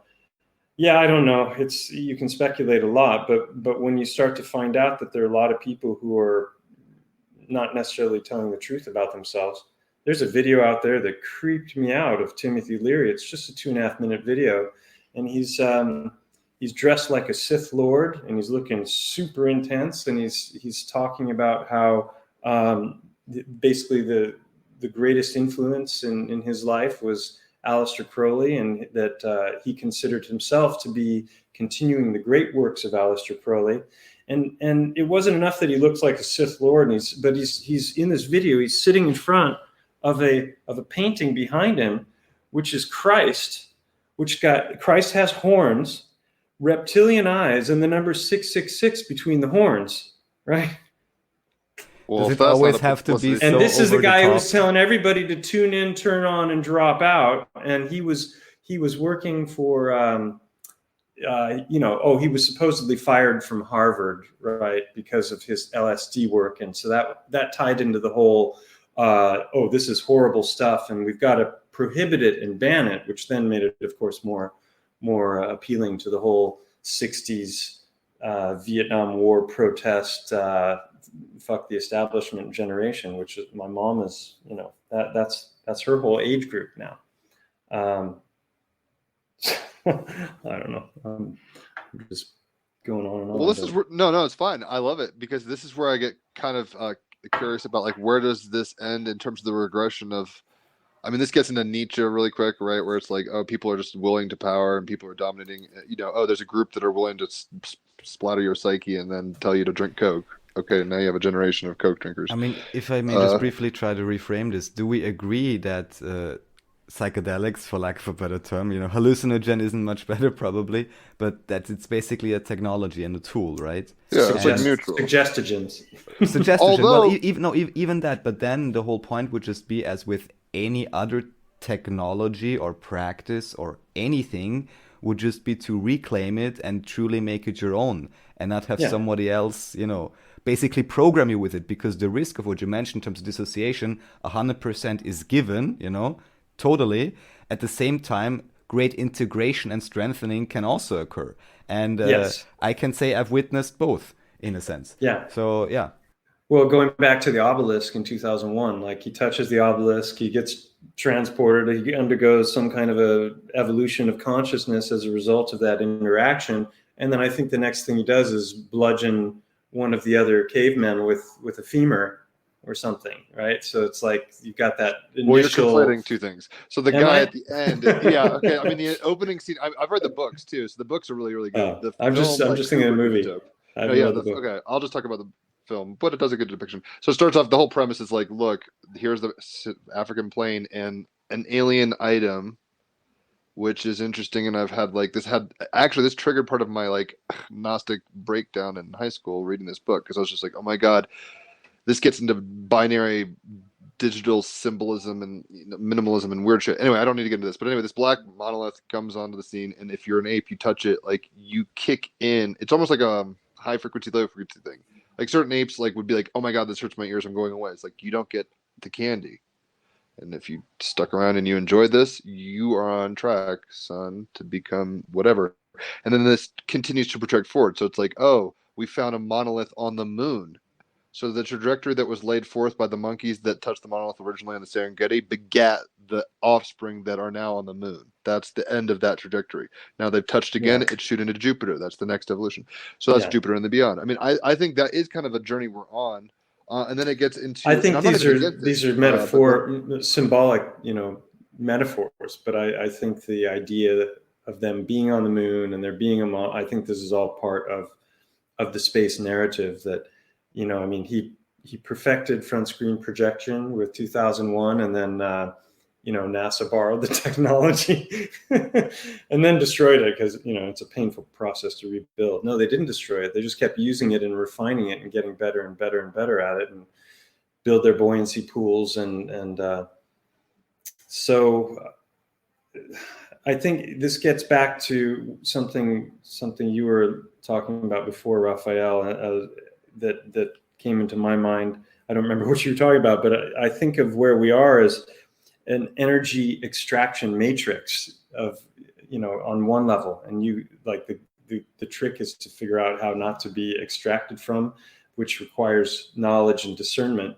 And how do you know what's real and what's not? And so I said before that I think we exist in a physical material reality, but that there's like a matrix reality that's been laid over that, and call it a simulation or whatever. And the two bleed into one another because one can influence the other. There are trails in the sky, and is fluoride in the water, and there was DDT sprayed on the crops, and there are all these things that affect our physical reality that are also extracting our energy in different ways. But I think that underlying all of creation is natural law, is the fingerprint and the underlying pattern of all that is. And the more you start to understand about the way things really work, not the facts that they put in the Rockefeller school books, but the actual empirical science, where there are scientific experiments that are performed where you can see a phenomenon, whether it's electrical or magnetic, or it's plasma, or it has to do with the movement of water. And these things are, they're repeatable, they're scalable, they're testable. You can interact with them, and you can garner information from those interactions, and you can reach conclusions. And we're speaking right now through technology that was created by people who are following the scientific method and are making all kinds of discoveries, and those discoveries are leading to this technology that we're using. So there's something to be said for the theoretical and the imagining, but also understanding. Monitor's about to go off. Understanding the world around us. It feels like so much of what we're fed in the books is specifically there to throw us off the scent of real history, what came before. One of you mentioned Tartary before, the star forts, the mud floods, all these things that the mainstream will always tell you there's no evidence to support that. That's a loony, theory. But if you take the time to research it, you find out that there's not just some evidence, there's avalanches of evidence for anomalies in the official story that after a while you have to just take a step back and go, what is real? And then what do you start with? You start with, in my opinion, what's around you, looking at the world around you, paying attention. The flat earthers are talking about, well, we see too far, right? They can zoom in on things that have supposedly gone beyond the horizon. The horizon doesn't tilt. You can go up in a plane and it's still flat. People think it's not because they're looking through a window that's actually bending the light. But amateurs have sent up balloons to 120,000 feet, and the horizon is rising to eye level, and it's flat. So does that mean we're in a flat Earth? I don't know. The ancients, their cosmologies were all the cosmic egg, where you had an enclosure, but you had a flat disk in the center. Was that a flat disk floating in space with round spinning planets? No, it was an entirely different cosmology, and the two are not compatible, right? But that cosmic egg theory, I resonate with it because the ancients had it, but it also is very closely related to the world that we live in. When we start to look at cellular structure, we start to look at how things move and flow and vortexes and all. It's like, oh, it's as above, so below when you start looking at it like that. So I think personally, I'm of the mind that we're in some kind of a toroidal system that it's an emanation, whether we're on the disk or whether we're on the inside of that, concave Earth theories. All of these things are interesting to me. And what we can verify for ourselves is what's most interesting, I think. Like, we're told that we're on a spinning ball, right? But we don't feel movement. Oh, but it's too big. Okay, but what about the storms are swirling in opposite directions depending on the hemisphere, but yet as the Earth turns, all of the atmosphere is just velcroed to the outside of the Earth, and we don't experience 1,000-mile-an-hour winds down at the equator because it's all moving at the same time. Meanwhile, storms are spiraling every which way. So, but we don't feel any movement at all. And we've got all these different motions that are supposedly happening. We've got the precession, we got the tilt on the axis, we got the wobble, we've got the traveling around the sun of 66,000 miles an hour, interesting number. And then we got the 500,000-mile movement of the solar system per hour, per hour going around the spiral of the galaxy. So, but we don't experience any of that. The only proof we have of that is NASA and the Jesuit telescopes. Well put. And consensus reality. So, and then there's the whole simulation theory. And sometimes I'm like, is it a simulation? Like, because sometimes it seems like the more you go down these different paths of study, it almost feels like the map is filling in loading slowly. And the more you simulation theory, but through terms that weren't technical like that, like spirituality of the past was describing potentially. Yeah, the Hindus spoke of Maya, and that it was, was it Krishna or Indra, or all of the different existences being born out of the mind of the god. And I think ultimately every planet and every person and everything is all just a cymatic expression of the Godhead, whatever your religion. If you're a Christian or you're a Hindu or whatever, I see it as a God spoke creation into existence, and there's this cymatic emanation that's coming from that utterance. And how many of them there are? Are they fractal and holographic? Are they nestled like tissue, like cells lining up in a tissue? All of the above, I think. But the whole simulation theory leads people away from the importance of where they are here and now and the empirical reality we find ourselves in. And you can philosophize all you want, but if you whack yourself in the head with a hammer, I said this with in an interview the other day, you're going to feel a whole lot of pain, right? So you can try and deny physical reality, and it's like Zeno's paradox. Are you familiar with that? Zeno came to the belief that you couldn't possibly get from here to there. Like cutting the string infinitely. Because in order, what's that? Is this the one where he cuts the string infinitely in half or whatever? Or am I? Right. Yeah. In order to get from here to there, you have to get halfway there first, right? Yeah. And then in order to get halfway there, you've got to go half again, and this can keep, going down infinitely. Well, it's a wonderful thought game, but it doesn't change the fact that I can reach out and grab the doorknob with my hand. So, there's your debunk right there. So he can theorize and philosophize all he wants, but if the empirical reality contradicts that, then are you going to throw that out, or are you going to okay, nothing is real. That's a good example. Then you end up with a nihilistic philosophy. Right. I think it's Wetiko, I've heard it called, where you're talking about this kind of mind virus overlaying, where it's like as much as we think of consciousness as a gift and look how much we can think and explore and create, it's like it's also a burden. It might be a schism in a sense. I mean, that's the whole Christian kind of paradigm where it's like we've broken from a certain congruence with reality and now we're like against the grain and freaking out about it. I don't know. There's a whole lot of ins and outs. Sometimes I'm more, like I said, optimistic, and I'm like, oh, we're like, Jonathan Edwards, kind of, who is a Christian thinker, was like, we're in the mind of God. You were talking about being like machinations in the mind of Brahma or whatever, that kind of model. Right. In a weird way, I don't even understand. Maybe it's not to get all at once. But I don't know if you're into anime. We've had an episode once on Neon Evangelion, and there's like apocalypse. There's apocalypse, but it's like Kabbalistic apotheosis at the end, and I think that's kind of what we're experiencing. Like various social groups over time. I mean, your audience will probably prefer this model because let me just put it this way. So you have all these people. I'm using the biblical kind of model, which I know you don't agree with, and I'm not proselytizing with. I don't care if you agree with. I don't disagree with it. I'm yeah. But I'm agnostic right at this point when it comes to it.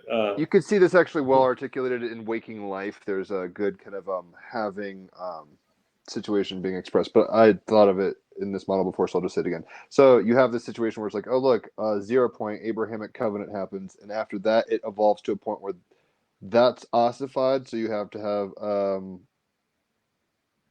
a priest class kind of come into place or whatever, and then that ossifies. It's punctuation events.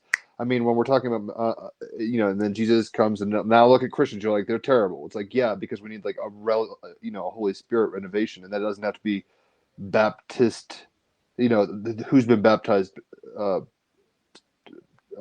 particular. Like, I think that's the whole point of the New Age movement. It's like we're all waking up to this. I mean, there's a lot to this. It's not just good or just bad. People are taking advantage of this and selling and taking loose, like you're saying, like that happens for sure. NFL, fucking the Super Bowl's an attention grabbing ritual. Sure. Like what's not ritual, right? Like it's like we're stuck. I mean, in a Philip K. Dick sense, we're stuck in this weird time loop of the empire. So it's like, but I guess what I was getting at is it seems like I feel like we're about to punctuate, hopefully, through a new thing. And it doesn't matter if Jesuits were modeling things, and it doesn't matter if 3-letter agencies were co-opting movements or planting them. And it's like, it was all it. I mean, the great work is, it's almost a Pierre Desjardins kind of thing, Teledar Chardin, I forget his name now exactly, but it's like it's all this one evolving thing towards in a McKenna sense, the transcendental object at the end of time. And then it becomes self-aware, and we're like, wow, we were all here doing this thing, pat yourself on the back for your part, what do you want to do now? Raphael, I'm kind of curious on your thoughts on that, because that's I don't know if it's a Bashar model, but that's almost a monistic thing, because when Christians are talking about the New Jerusalem or an Isaiah prophecy of reconciliation and all this stuff, the things that Christians hope for outside of like hyper Zionist material weirdness or whatever, like the spirit, like quote true Christians in my mind, who are like, we want like peace on earth and like love and that, not just like nation states domineering in a new way. Then we'll be in a new headspace. It'll be 5D. I mean, this is the New Age talk. Now I can promise you there's people who are taking that language and using that programming for nefarious reasons, just as much as, I mean, like you were saying, like who you're kind of questioning the veracity of the text of the Bible, being like, these are councils of men creating this. It's like, clearly it's an editing process, but it's like nothing ever falls from the sky really. But then it gets into perception. Yeah, I've never, like, does the simulation I've never seen a shooting star go up, for example. No, correct. I don't know how that ties into any model like flat Earth. But, well, I mean, the point being that if you start to look into empirical reality and what the actual evidence is, and I'm not talking about all the BS debunk stuff that the Mockingbird media is putting in front of people's faces, while they simultaneously censor anyone who dares to ask certain questions. You can talk all day long about aliens from Uranus coming and doing probes, that's fine. No problem at all. You can come up with the wackiest, craziest theories as long as they involve aliens. That's fine. But you start talking about flat Earth, they're going to censor you. Oh, why? Well, because I'm not saying it's flat, and I don't identify as a flat earther, but I call flat Earth the skeleton key of conspiracy theories, because when you start to dig into it, it literally shows you the overlaps and where all these different points start to connect, which is pretty profound, because and then you start looking like that crazed guy with the corkboard that I was talking about before. But that's not crazy though. You're just mapping ontological models and you see where they're patchworking over. Well, they say we're crazy, but that's because the music that we dance to is not tuned to their ears. Yeah, exactly. Your vibe attracts your tribe, right? We're the wide-eyed crazy people, But funny enough, that's what they'll say. But then when you dig into it, who are the people that are actually doing the empirical studies? They're doing laser studies. They're looking at the optics. They're looking at all the different kinds of refraction. They're contemplating the idea that, wait a minute, how does gas pressure exist next to a 10 to the negative 17 torr vacuum of space without getting sucked off into space? Oh, that's a gravitational gradient, and okay, well, what about gravity? Like, clearly things go down, but has gravity really been proven? Was that a hotly debated topic back in the day? Because we had Newtonian gravity, and then that they just kind of, okay, well, it wasn't mass attracting mass because of the size of these big spinning balls. It actually turns out to be Einsteinian space-time, which is gravity. So it's a whole, people are blending these two models together and using whichever one fits their argumentation at the time. And they don't realize that oftentimes they're just spitting out a bunch of pre-programmed responses and that they've never actually tested any of the things that they believe. And we are pitiful for that. Ignorant are we?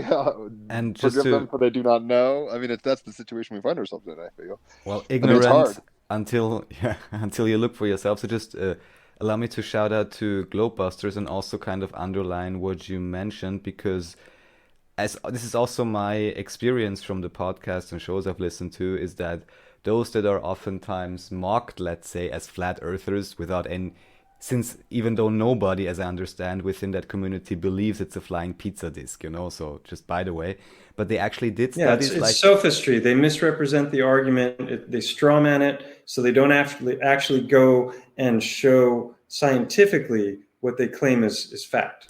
Exactly, and just the same thing happening with the whole sea crisis right now to the ultimate extreme. But anyways, just underlining kind of same thing happening in the medical world. Exactly, and just underlining this line of thought that there is some obvious manipulation from what I understood. I believe it was, what's his name, Bob, who mentioned that they did this movie or had some producers join them and make a movie about their experimentation and so on, all nice and dandy. Until then, curve.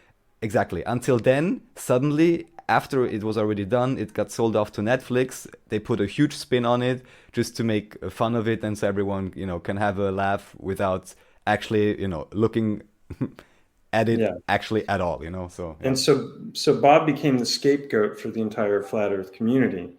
You had half of that documentary was taken up by Patricia Steere and Mark Sargent's love affair.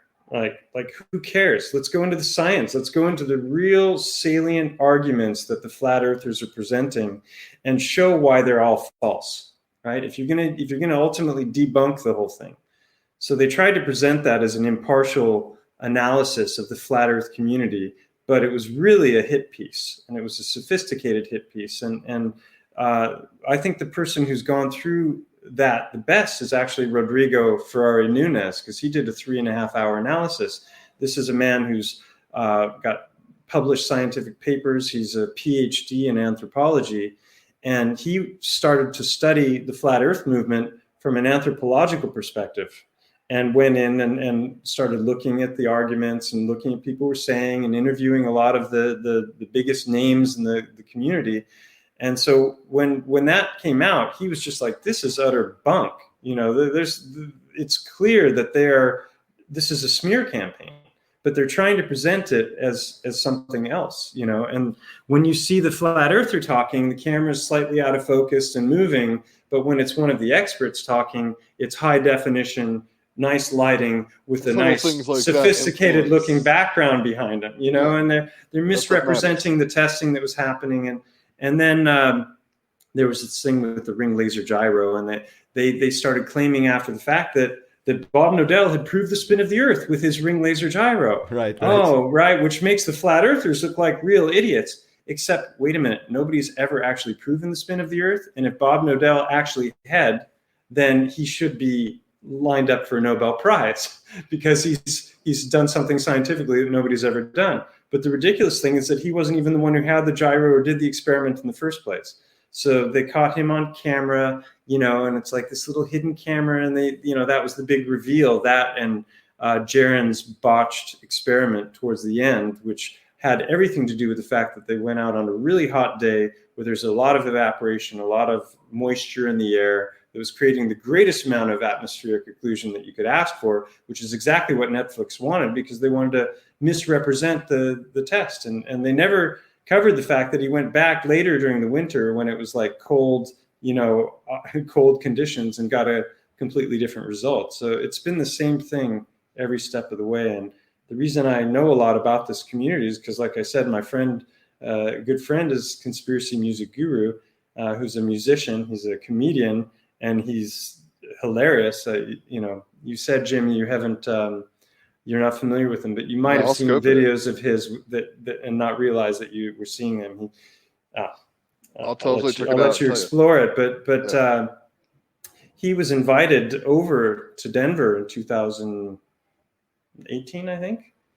I think that's when it was, to perform. He was like the key performer because his music was so loved by that community, and he's my best friend. So I went over, as support crew, and it was on my way to California to visit my family, and I got to meet a lot of these people in person, and they were like Bob Nodell, for example, and others, and genuine people who are asking very valid and interesting questions. And then you get the people who oppose them online, like the Simon Dans and the Professor Daves, and they're constantly representing the argument and using all kinds of fallacies while simultaneously claiming to be staunch supporters of science and defenders of the scientific method. And we got to put these ridiculous flat earthers out of business because they're going to corrupt the minds of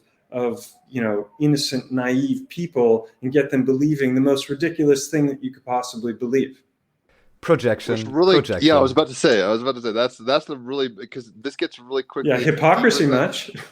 Well, everybody's a hypocrite, but William Blake said hell is hypocrisy on earth. I mean, so we're in hell in a way when we're being misaligned like that. But that's kind of where it gets tricky, because it gets into deeper kind of, one would say maybe mystery schools, like, or religious Buddhism, whatever, have been trying to tell you how, like, ways to try to Kabbalistic inversion.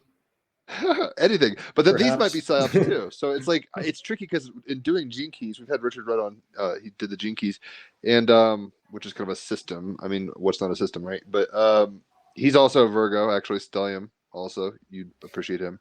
But in any event, he's said something in them to the point where it's obvious.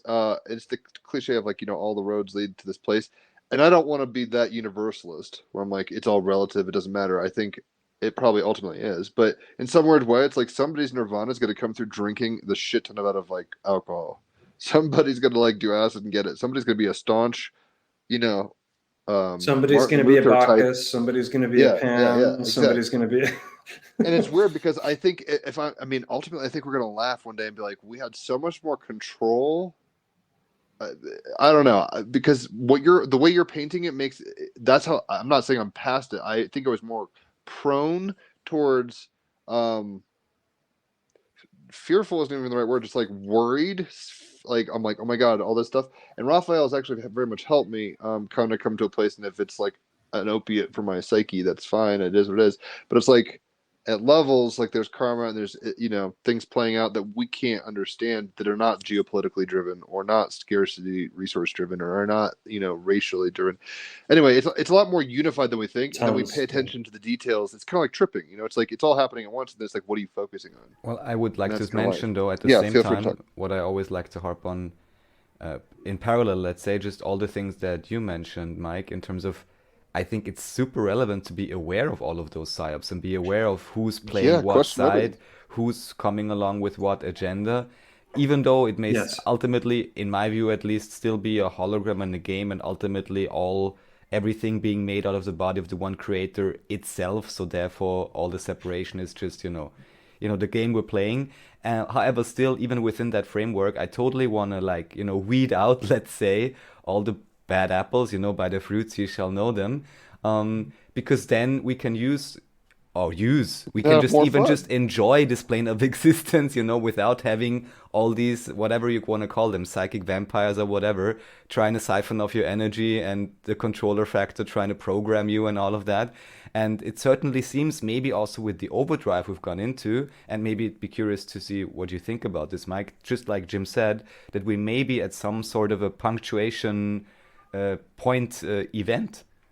The dawning of the age of Aquarius.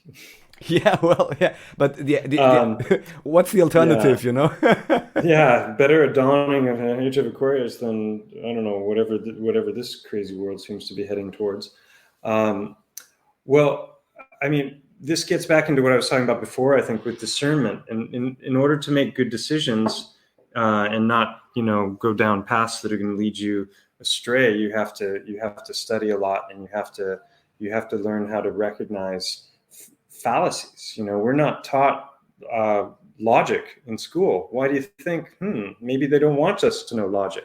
This gets into Jan Irvin's work again. He talks about the trivium. It's grammar, rhetoric, and logic being cornerstones of real learning that we're not given, because it's one thing to be taught facts that you memorize. It's another thing to be taught how to learn and how to question and how to recognize fallacious reasoning and sophistry and people who are, engaging in logical fallacies, sometimes without even realizing it or knowing, or sometimes intentionally because they want to mislead you. And so that gets in a bit to this whole idea of what is real, and that ties into the work that I've done over the last few years now with regards to the mountain and the rocks and everything, which we haven't talked about at all in this conversation. But at some point, I stopped having faith in the high priests of scientism and started. It is a high priest card. I just want to high priestess, because the whole point is scientism is almost this hierophant energy, where it's like, here's the truth, here's what it is, don't question it, 10 Commandments. And the hierophant is the it's the centaur, right? Half man, half animal, and I think it's it's there was something I was thinking of.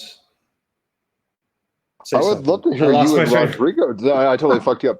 You and Rodrigo are both Virgos, and there's certain people I'll have to go listen to those episodes of your guys talking, because I'm sure that was pretty covered a lot of territory. We'll make sure with to a lot link of it. clarity. Yeah, high pixel refresh rate on those conversations, no doubt. Because two Virgos, he's got a third house. I mean, astrologically, he's just very talkative. He could talk for hours by himself. So I'm sure you guys had an interesting chat.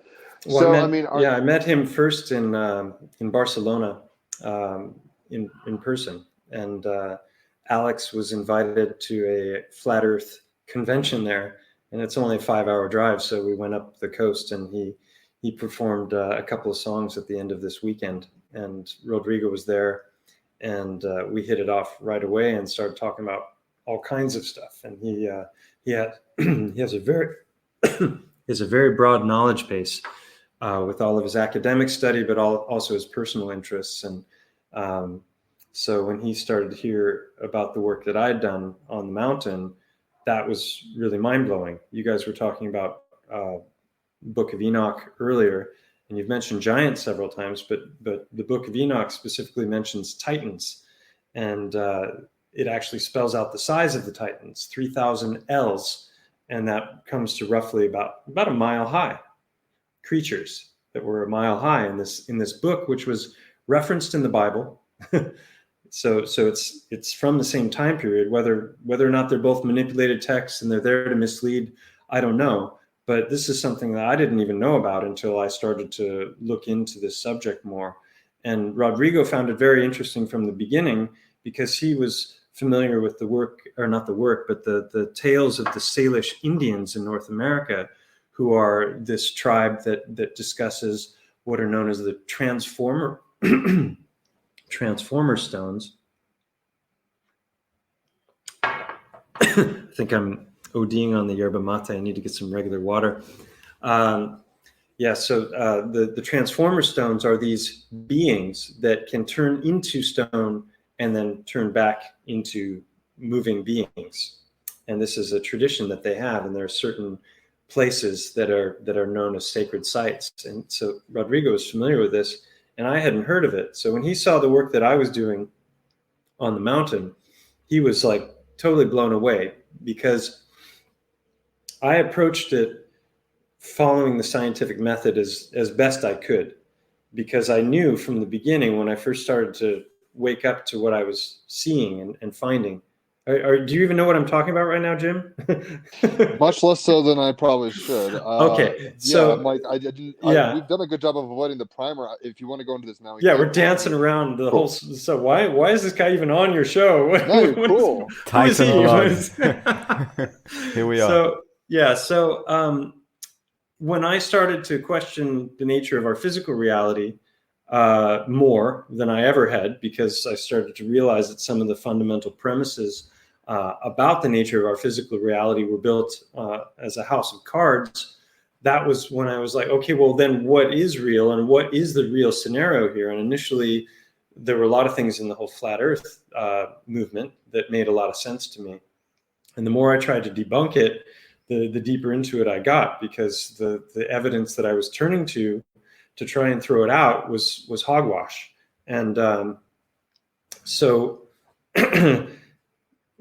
tying that into, then I started looking into all kinds of other avenues of research that were out there, and that led me to things like Tartaria and mud floods and star forts and hidden history, and then also channels that were touching on the whole mud fossil topic, which is the idea that fossilization can happen much more quickly.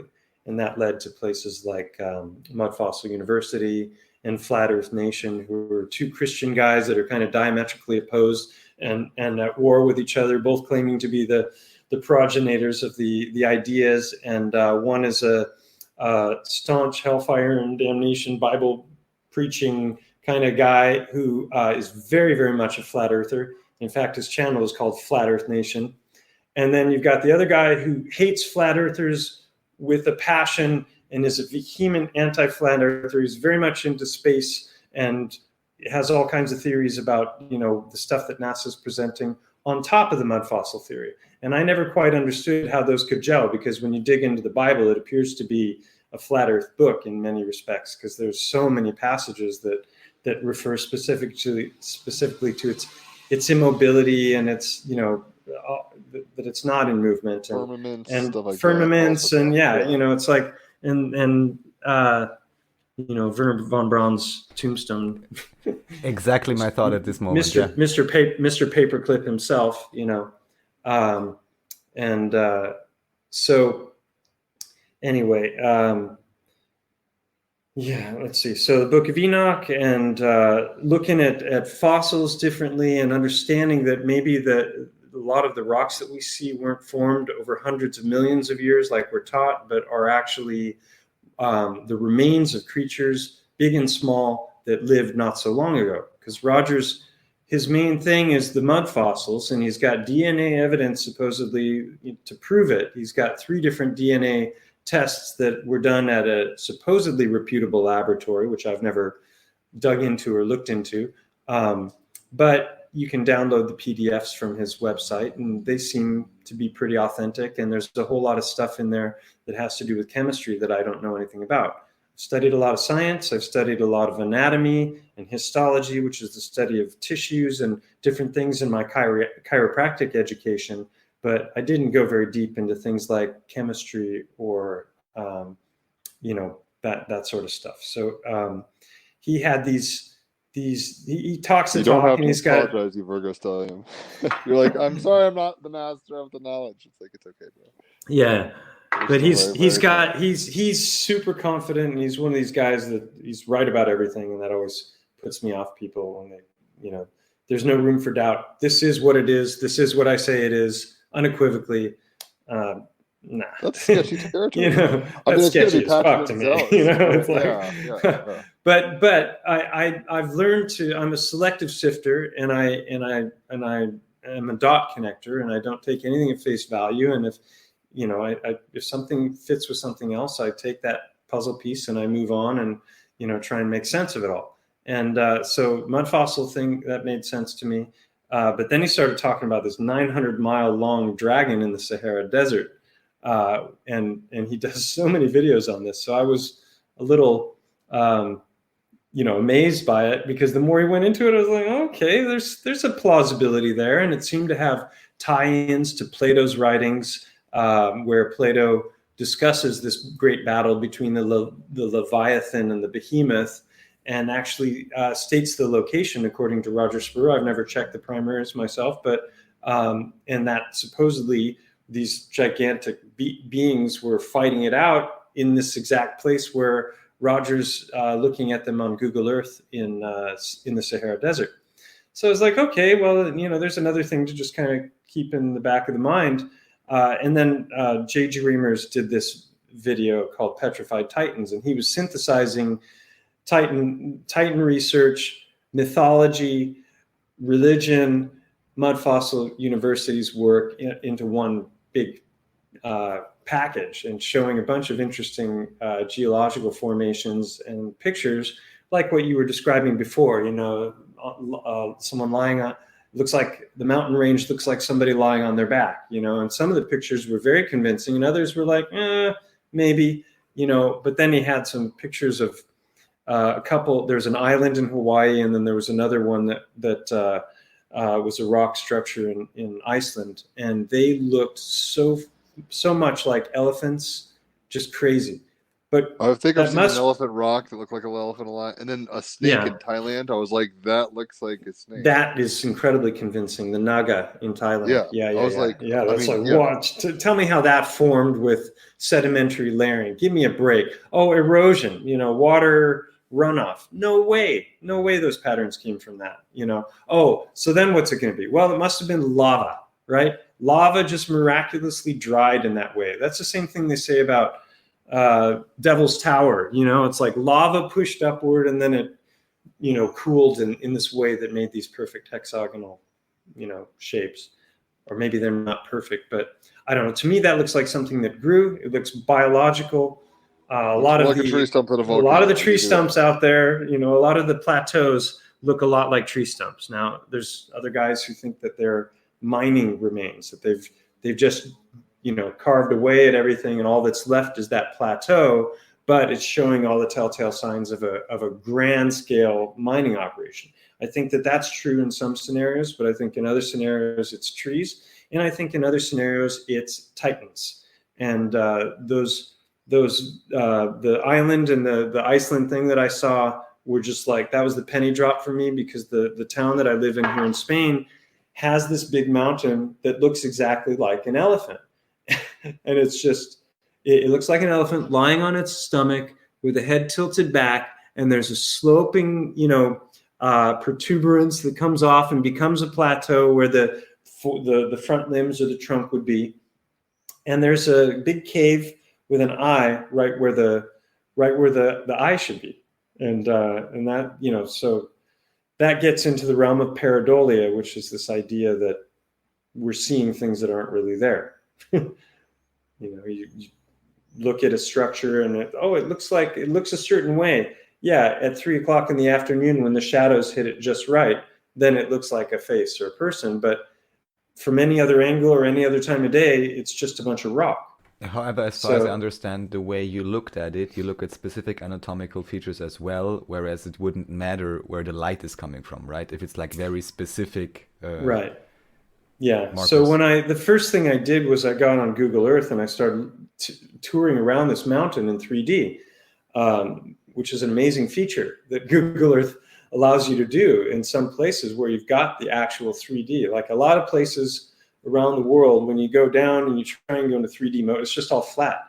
But in areas of high population or tourist attractions, and you know, they've got a much higher definition resolution of the satellites going over and taking all their pictures, right? the balloon, satelloons, whatever you want to call them. So I'm zooming around this thing, and it's like the head has a head shape. There's curves inward where the neck would become the shoulder. There's a deep canyon right between the legs. The eye is in the right location. Where the ear is, there's a quarter moon discoloration. It's white or gray, the whole exterior of the mountain. But wherever the rock has broken away, it's reddish, which is like, okay, so if the rock was removed, well, could that have been an ear attachment? It's just like right off the bat, after like an hour of scouring this mountain on Google Earth, I had like 10 anatomical correlations. And that was in 3D. That wasn't me looking at a mountainside going, oh, it looks like a face, right? That was like, okay, this is bizarre. And the eye was properly located and it was properly shaped. So then I noticed this is when because I'm like, okay, I got to get out the anatomy books. There's I have human anatomy. I don't have elephant anatomy here, but I had some really good anatomy books. And I started pulling them out because I knew that the eye socket is comprised of 7 bones. And those bones meet in places that are known as sutures. There's that and number then 7 again, by the way. Yeah, and then there are channels going through those bones that permit the blood vessels and the optic nerve to travel. So I'd been at that cave already 7 or 8 times in my years. I've been here 10 years now, and I was always amazed because the rocky structures in that cave, which I have loads of footage filmed inside and going up to the cave. So you can see all this in the Unveiling a Titan series that I did. It's a 5, it's about to be a 6-part series. And the first one was just an overview. The second one is of the eye. And so I said, okay, I don't want to come off as an absolute idiot thinking, hey, this big, 1 mile tall, 3 mile long mountain is really an elephant. It doesn't just look like one. It's like, that's a good way to get people to roll their eyes and walk away, So I said, if there's any truth to this, with the eye so well preserved, I should be able to get in there and find some anatomical correlations that are just really specific and can't be explained away. And those combined with the other things that I was finding around, as far as the macro structure of the mountain, that would, get into hard to explain by coincidence kind of levels already. Because every time you add a specific thing to that list, you're increasing the odds against finding such a feature. So that's how I've approached it. I don't have a scientific experiment that I can do. I can't compare it to other Titans, and so I had a laundry list of features that I would expect to find. One of them was the infraorbital foramen, which is a little hole that exists just below our eyes, and it's right in the middle in the maxilla bone, just below our eyes. Well, in elephants, it's just slightly in front of the eye, especially if the head is tilted backward. And I spotted that on Google Earth already when I was looking. And that's exactly, so there's a cave, there's like the big cave, which is the eye. Then there's a small cave going through and opening up exactly where the infraorbital foramen would be. And if you see the thumbnail on the Unveiling a Titan series, the 5th of the videos, you can see a photograph looking through that, and it's me and Andreas is in that picture. So I definitely have seen some of this because I was about to say, has Andreas visited you? I think I've seen some footage of that, so that makes sense. It's coming full circle now. Yeah.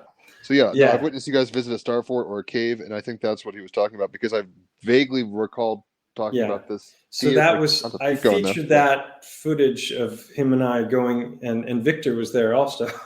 We had so much fun. So I showed them, we hiked up there, I showed them the eye, I showed them these features that I had already identified and laid out in the second video.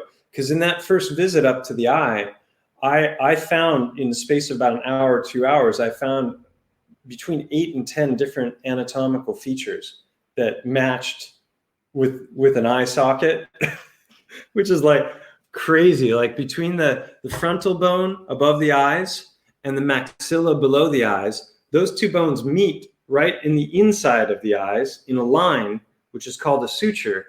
And that suture, if you look at an elephant skull, and I show this in the second video, there's an overlap of rock in the cave that is in a line that is exactly where it should be.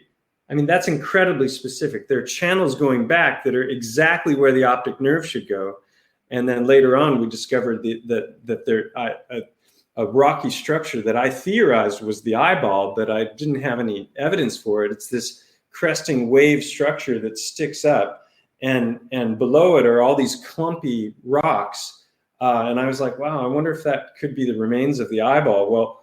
Well, later on, when I was there with Andreas and Victor, one of the two of them, I don't remember which, pointed out that the whole back side of this structure was covered in a 10-inch thick layer of crystal. And when he pointed that out, I was like, I never noticed that. And I just, my brain went, poof, because if you look at the structure of the back side of an eyeball, and I've got pictures of this in the videos, you've got the eye, which is filled with it's got a gelatinous substance in the center of the eye.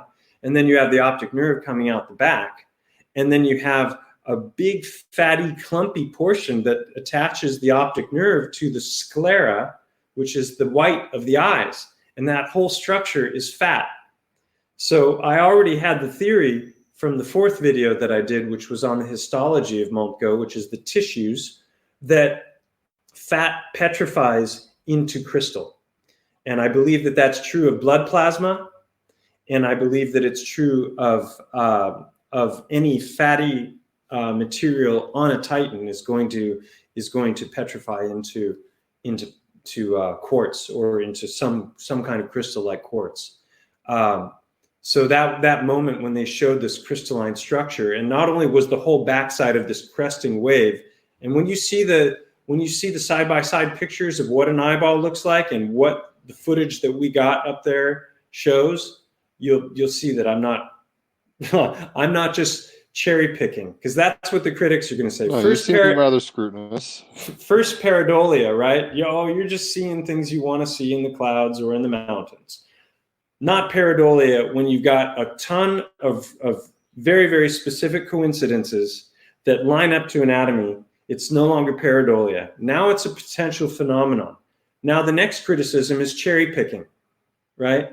Well, you're finding phenomena or you're finding empirical evidence, and then you're bending your story to fit that evidence, right? So it's an intellectual dishonesty that can happen either unconsciously because you just want to believe it, and so you're convincing yourself that it's true, and so you're making shit up without even realizing you're doing it, or it's sophistry. It's an intention to mislead people by picking specific evidence that's going to match your ridiculous belief. Does that make sense? Yeah. So in order to sidestep that criticism, I tried to address it up front, and I talk about all these things in my videos. And I talk about, from the very first video, I was talking about pareidolia, and then I was talking about cherry picking, and I was talking about the Dunning-Kruger effect as well, which they're also accusing me of, because go study some chemistry, go study some geology, right? You think this is real? Why don't you just go take a basic course in geology? Well, I'll tell you why. Because if what I've found is true, major cornerstones of geology are not. So why am I going to go and study what they tell me? Because it's just going to get me thinking exactly like you.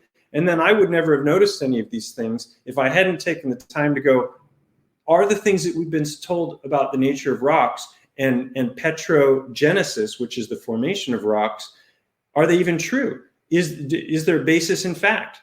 And they tell us all these stories of hundreds of millions of years of sedimentary layers that are then pushed upward by tectonic activity, break off into smaller and smaller bits, and then erode and become smooth. And then that's how we got all of our rocks. Either that or volcanoes. Or metamorphic rock, which is a blend of the two, where the layers are pushed down to the Earth's mantle, where it's so hot that they literally start to morph and change, and then you get this metamorphic rock like granite and marble and all these. And that's how, those are the three kinds of rocks, and that's how it all came about. But then you see all this, what I've coined the term biogeology, where you start to look at these rocky structures around the world. And in the last couple of years, I've seen the most amazing pictures of stuff that I never had a clue existed, never in any school books that I saw as a kid.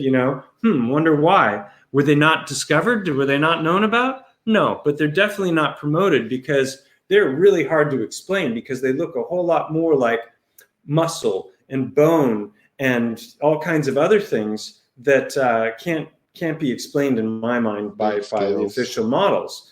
So yeah, scales like the Naga that we were talking about in Thailand. In the video with Rodrigo that we did, that we started talking about, there's a researcher who saw my work, and his mind went because he was living in Thailand, and he was seeing all the same rocks that I was showing and a whole bunch I wasn't showing, but on a much, much grander scale. And now we get into the fractal thing with Roger Spur's work with the dragon in the Sahara. Well, I've got no problem accepting that, because if there's a fractal holographic nature to reality, then if there's a 3-mile dragon or a 3-mile elephant, then I've got no problem. I got no problem with a 900-mile one. That exists perhaps as well, and there seemed to be some evidence for it. He wasn't a boots on the ground researcher. In fact, he doesn't even show his face on videos, which I think is suspicious personally. Don't suspect me of anything. I came out of camera earlier. I'm just lazy. No, I'm not talking about you. I'm talking about Roger from Mud Fossils University. Gotcha. Two things coming up. Who has never mentioned my work to his following, which is very fascinating, because I've mentioned his work on many, many occasions, and he has never addressed any of the work that I've done on the mountain or the Heartstones in any of his videos. I think he's mentioned like little tiny things, but he's never featured the information in any way. And he and I have had debates about it, gone back and forth, and he's like a flat earth hater. And there's a lot of flat earthers that love the stuff that I've done. A lot of Christians that love the stuff I've done. A lot of just thinking, rational people who are looking at what I'm presenting and going, wow, this makes a lot of sense. And a lot of people who've sent me messages and letters just thanking me because, wow, you've really changed my relationship to nature and to the world around me and to how I see the world and how I see the stones. And I'm forever grateful for this and indebted to you. And it's like, okay, I hope I'm not wrong. I'm sharing my delusion with others. And this is what somebody like. So it's okay. We're all in the dream, right? There's a few. I don't know. Is it a dream? Culturally. Maybe God's dream, but I have a dream experience, and then I have a waking experience, and it sure doesn't feel like a dream, But anyway. There's a game called God of War, which is really fun. It's actually an origin story for Loki it's complicated in this Norwegian kind of mythologies and stuff. Very fun PlayStation game. It touches on Titans, right?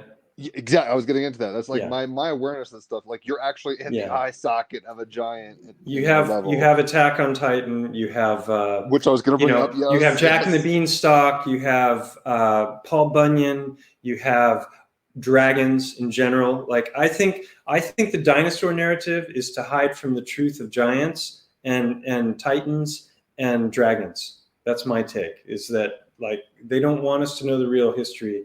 All of or not all, but many civilizations around the world have dragon mythology. It may be a metaphor for some kind of a plasma apocalypse, high energy event, because Lichtenberg figures look a lot like dragons. And when you see, electrodes hit wood and burn, it burns in this fractal pattern, just like trees grow and our lungs grow.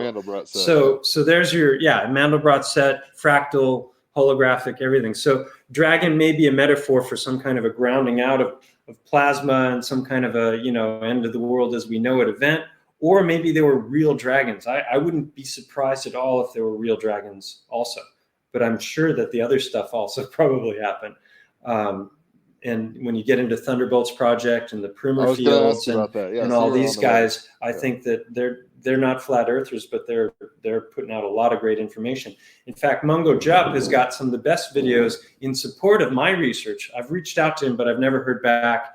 And I don't know if he even knows of my work, but he's done some videos on instant petrification and different theories behind how that can happen, and different examples in the fossil record of things that can't be explained in the mainstream geological explanation. So that's fascinating research. Mungo Jup, I can recommend his instant petrification videos. So Dunning-Kruger effect, I mentioned that before. That's when you know just enough about something that you think you're an expert and you really aren't, and so then you can start to make a bunch of claims that are fully guilty of that. I am like so badly affected by this effect. Yeah. Clearly. Yeah. We all are sometimes. I think, I don't feel bad about it because I'm a Gemini, but it's whatever. I coined the term paradigm blindness, and I think that we all suffer from that in different categories of life, and when it comes to cosmology and our realm and everything, I think most people are suffering from that in just about every category of life because they don't really understand the nature of how this place that we're living in is functioning, how it's run, who's running it, why they're running it the way they are, why are some things fakes, why is there such an attack on things like alternative medicine, which was the real and original medicine, all in favor of what we're getting now, which is, is there a solid foundation in science there really behind what's happened over the last year and a half? I'll pose that as a question, not to be answered here though. Well, that's a boring subject I'm tired of talking about. No, you're cool, yeah. Well, thank you. I just want to make sure we're already well past 2 hours, so we may also wind it down. But I just want to make sure in your own line of reasoning, Mike, you got through all the effects basically you want to make sure to divert. I mean, I guess you don't really have to explain it in that way to our audience, but it's a nice walkthrough. So I just want to make sure you've got the most open-minded audience that's out there, I would imagine, based on your subject matter. Someone once said, keep your mind open, but don't open your mind so far that your brain falls out. And so we should be skeptical. We should attempt to exercise discernment, not just buy every crazy theory that comes our way, and make use of an understanding about things like logic and the scientific method, the real scientific method, which in order to even apply it, you have to have some understanding about logical fallacies and understand when people there's so many flaws in the cosmological model that we've all been fed, and we're taught not to question it. And if you dare to question it, you're the dumbest person alive. That's a logical fallacy. That's appeal to ridicule. I don't have to address your argument because it's stupid and you're an idiot. Oh, that's an ad hominem attack. There's another logical fallacy. I'm going to attack the person who's delivering the argument rather than attack their argument. Then I'm going to build up a straw man, which is I'm going to pretend that your argument is one thing that it actually isn't, so that then I can tear that argument down and call you an idiot. And so these are not scientific method. This is sophistry method. And people, it's amazing. Like Simon Dan did a video on my channel. And really, wow. You didn't see that? No, it's a 12-minute expose. But is he linking your channel actually, so that people can really go check it out, like your stuff? Oh yeah. Oh, and boy, did they! Oh nice. Man. Well, and what I can tell you is that's a segment of the population that I have no interest in entertaining. right. Because they are people who have not only not opened their mind, but their mind is in such a tightly closed box that anything that isn't what they already believe couldn't possibly be true. And this guy Simon Dan, he's got 450,000 followers, and he's presenting himself as a great champion of the scientific method. And he's out there to take down the flat earthers and these pseudo-scientific quacks that are misleading the herd and all these things. And he uses mockery, and he uses all kinds of fallacious reasoning and laugh tracks and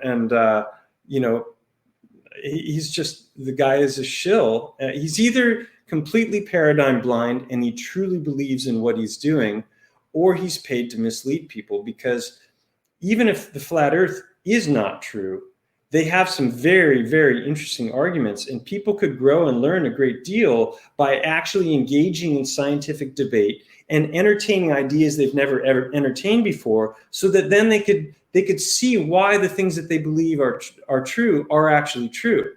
We were taught that Eratosthenes measured the size of the earth with two sticks at a certain distance apart, and the shadows were different here than they were here at the same time of day.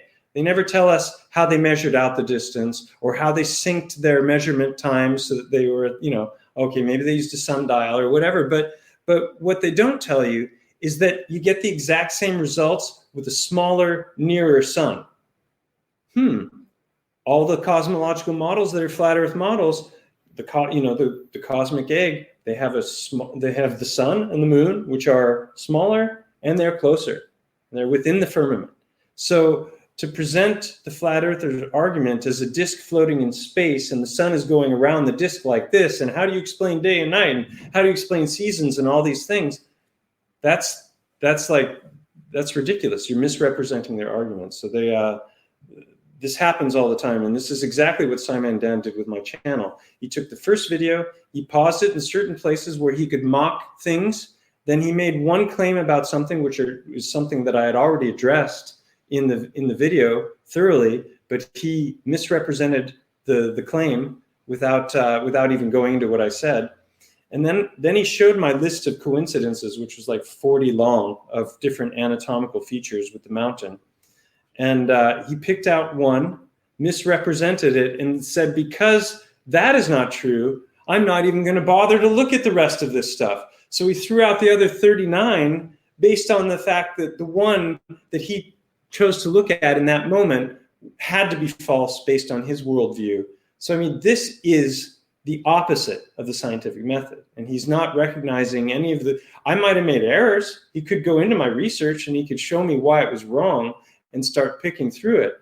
But that wasn't done at all. So that's that sent a wave. Some people pursue the spirit of knowledge with open, a heart of exploration. And some people just want to bludgeon you with correctness. That's a spirit difference. That's a whole different topic. But this guy wasn't interested necessarily in expounding his map. He just wants to be right. Yeah, and he's got a following. He's making good money doing what he does. Yeah, but he's not coming out of nowhere. I mean, he's been popular a long time ago, and I'm not even English or anything. But he's like an old guy, no? And he's built up fame over years, no? Or is he a younger guy? Oh, maybe I'm mixing him up with someone else. Yeah. Okay. All right. Yeah. Yeah. Well. No, there's several guys. There's a black guy named Greater Sapien. There's Professor Dave. He's got well over 1 million followers now. It's like these guys would never have this kind of following if it hadn't been for the Google algorithms that kicked in 2.5, 3 years ago, because it was growing exponentially at that point, and people were starting to really look at it. And now you just have a bunch of material out there that's meant to throw people off the track and to misrepresent the actual arguments and to show, oh, these guys are a bunch of pseudoscientific quacks, just like Behind the Curve did. It's astonishing.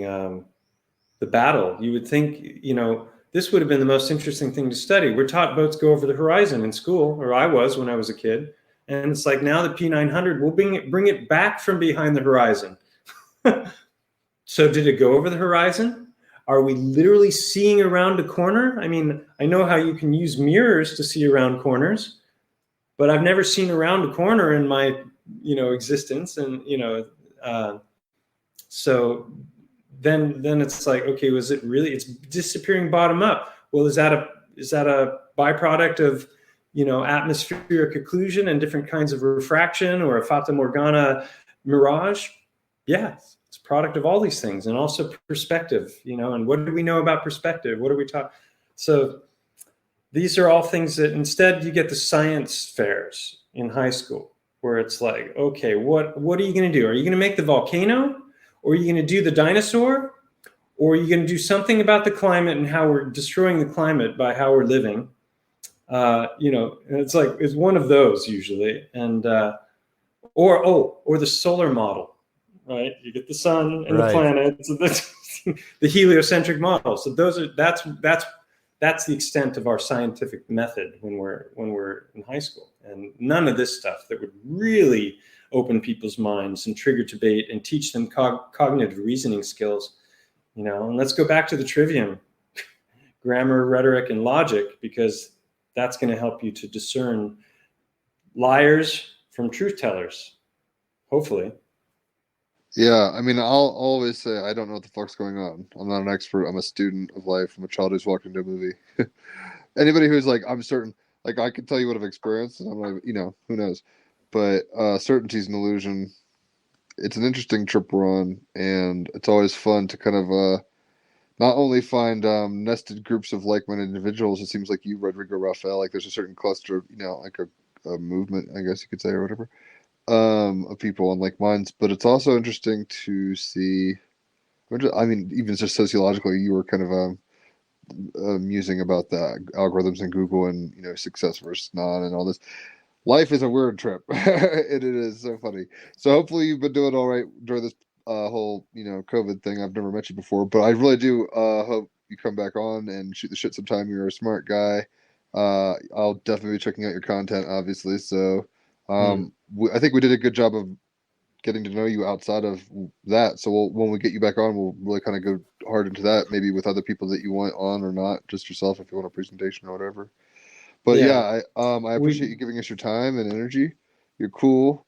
You're a fun Virgo, and it seems like you've been doing your research, so you might as well tell us what you've been seeing. Yeah, I'll just summarize with a couple of things. One is I didn't really touch on the work I did with the Heartstones at all. That after I started looking at geology with new eyes, I started to recognize patterns in a number of the stones that weren't part of the mountain, but were in the valley and in the river bottoms and in the foothills, that were completely different kinds of stone. And I recognized a pattern there, and I've done a whole bunch of videos showing the reoccurrence of these patterns and how this ties into anatomy. So these are not creatures that have been compressed under the seafloor and fossilized and then have revealed themselves. I'm not talking about that kind of a fossil at all. I'm talking about something totally different, which is literally petrified organs. And I've done a number of videos on that topic. And we're taught in mainstream geology that is impossible, that organs can't petrify. And I present a lot of evidence to the contrary, and people can check that out and decide for themselves if what I present is making any sense. I also wanted to just say, in the sixth video I'm working on in the next few days, I hope to be done with it. Might take me as much as a week. That's touching on some additional findings that I haven't covered yet in the Unveiling a Titan series. I made a couple of additional discoveries, and I also the critics who were that did have some actual criticisms about the research. I'm addressing some of those criticisms in the video as well. And the last thing is, why the lie, right? When people start to get into cosmology, earth shape, geology, all these different things, the assumption is so many people couldn't have been lying for so long. And if they start to be presented with information that contradicts their belief structure, a lot of times they don't bother to verify any of that information. They immediately jump to the why the lie thing, which ties into the so many people couldn't be in on the lie fallacy.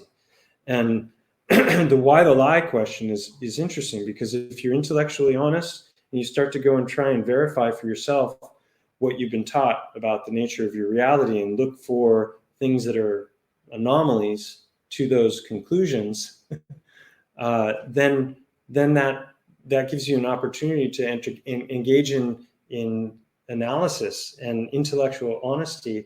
And if you jump straight to the why the lie and then you throw it out because it couldn't possibly be such a big lie, then you're never going to start to spot these other things. And I think that there is an empirical reality that we're living in, and the why the lie question becomes the most important question of all, I think, ultimately, because So that might be it the gets title to of the why next we're here. episode. Why the lie? That could be a total rabbit hole in itself. No, I'm glad. So you're working on some stuff. We'll put the links. Raphael, is there anything, or Mike, are there any kind of parting thoughts? And then we'll definitely get you back on sooner than later. Yeah, Mike, anything you'd like to mention in parting? No, I think we've probably got a ton of loose threads out there of different Which is things great. yeah. So maybe on further review, somebody in the comment threads can say, hey, you guys started to talk about, but you never finished, or something like that. We'll get back to it later. But so I'm going to do this video that I'm working on now. I have some interviews like this one, perhaps, and others that I'll start releasing on my channel that I haven't ever put there, that I've done on other channels. There's a whole load of wild synchronicities that have happened related to the Heartstone research that I've done, related to just different interactions with different people. We touched on some of those people today, but other people I have just just want to say something contacted since me you out do of the that. blue. Yeah. I live in the Colorado Rockies. My mom is obsessed with finding heart-shaped things, clouds, whatever, and she collects rocks that are shaped like hearts. So you keep saying heartstone, I'm like, my mom is obsessed with Well, heart-shaped wait till you stones. see my Heartstone research. I might have It'll seen it. blow This your is ringing mind. a bell. A couple of years ago, I might have seen it. If it's like 5 years old, I might have Mm, seen this. But if it's really recent, I have Heartstone not seen it. stuff started about 2 years ago. That was when I Okay, found the first one. then I have no clue about it. Never mind. Yeah, I think it's been about 3 years since I started working on the Unveiling a Titan series. Word. Well, we will continue to tie loose threads with you in the future, Mike. And yeah, it'll be an adventure to check out your material and pick your brain. You're, like I said, a cogent individual with an open mind, and that's about as good as it gets. So props. So I guess I'm Thank you parting very out, much. I guys. feel the Like, same about you guys. yeah, we try. We just try to be chill. I mean, Birds of I a can't speak for feather. Rafael. Exactement. So yeah, enjoy Spain, and hopefully when traveling and stuff starts going back around. I mean, I've been to Europe a bunch. So I'd love to go back. So hopefully we meet up at some point, check out some of these star forts, and I'll go into a giant's eye. I don't give a shit. Like I'll try it out. Yeah, there's I, very interesting star forts here. yeah, that's what I Very hear. interesting. So we'll get you back on soon, and yeah, thank you for coming on. It's nice to meet you officially, and yeah, best of Did luck you have to any you out last there. words, Raphael? Or just Yes, well, I just, I guess in summary, I just say discernment is key. And I'd like to thank you in particular for laying it out straight in that sense, your perspective, and also kind of this logical walkthrough. Very familiar to those that already are engaging in that practice, but it's always a great reminder. And yeah, intellectual honesty, and empiricism especially, I'm all for that. So I'd also just like to thank you also for all the loose threads. Everyone can go research for themselves. That's the entire idea, right? And then I just thank you once again and thank everyone for listening in. pleasure. Thank you for the invitation. It was really nice to talk with you guys.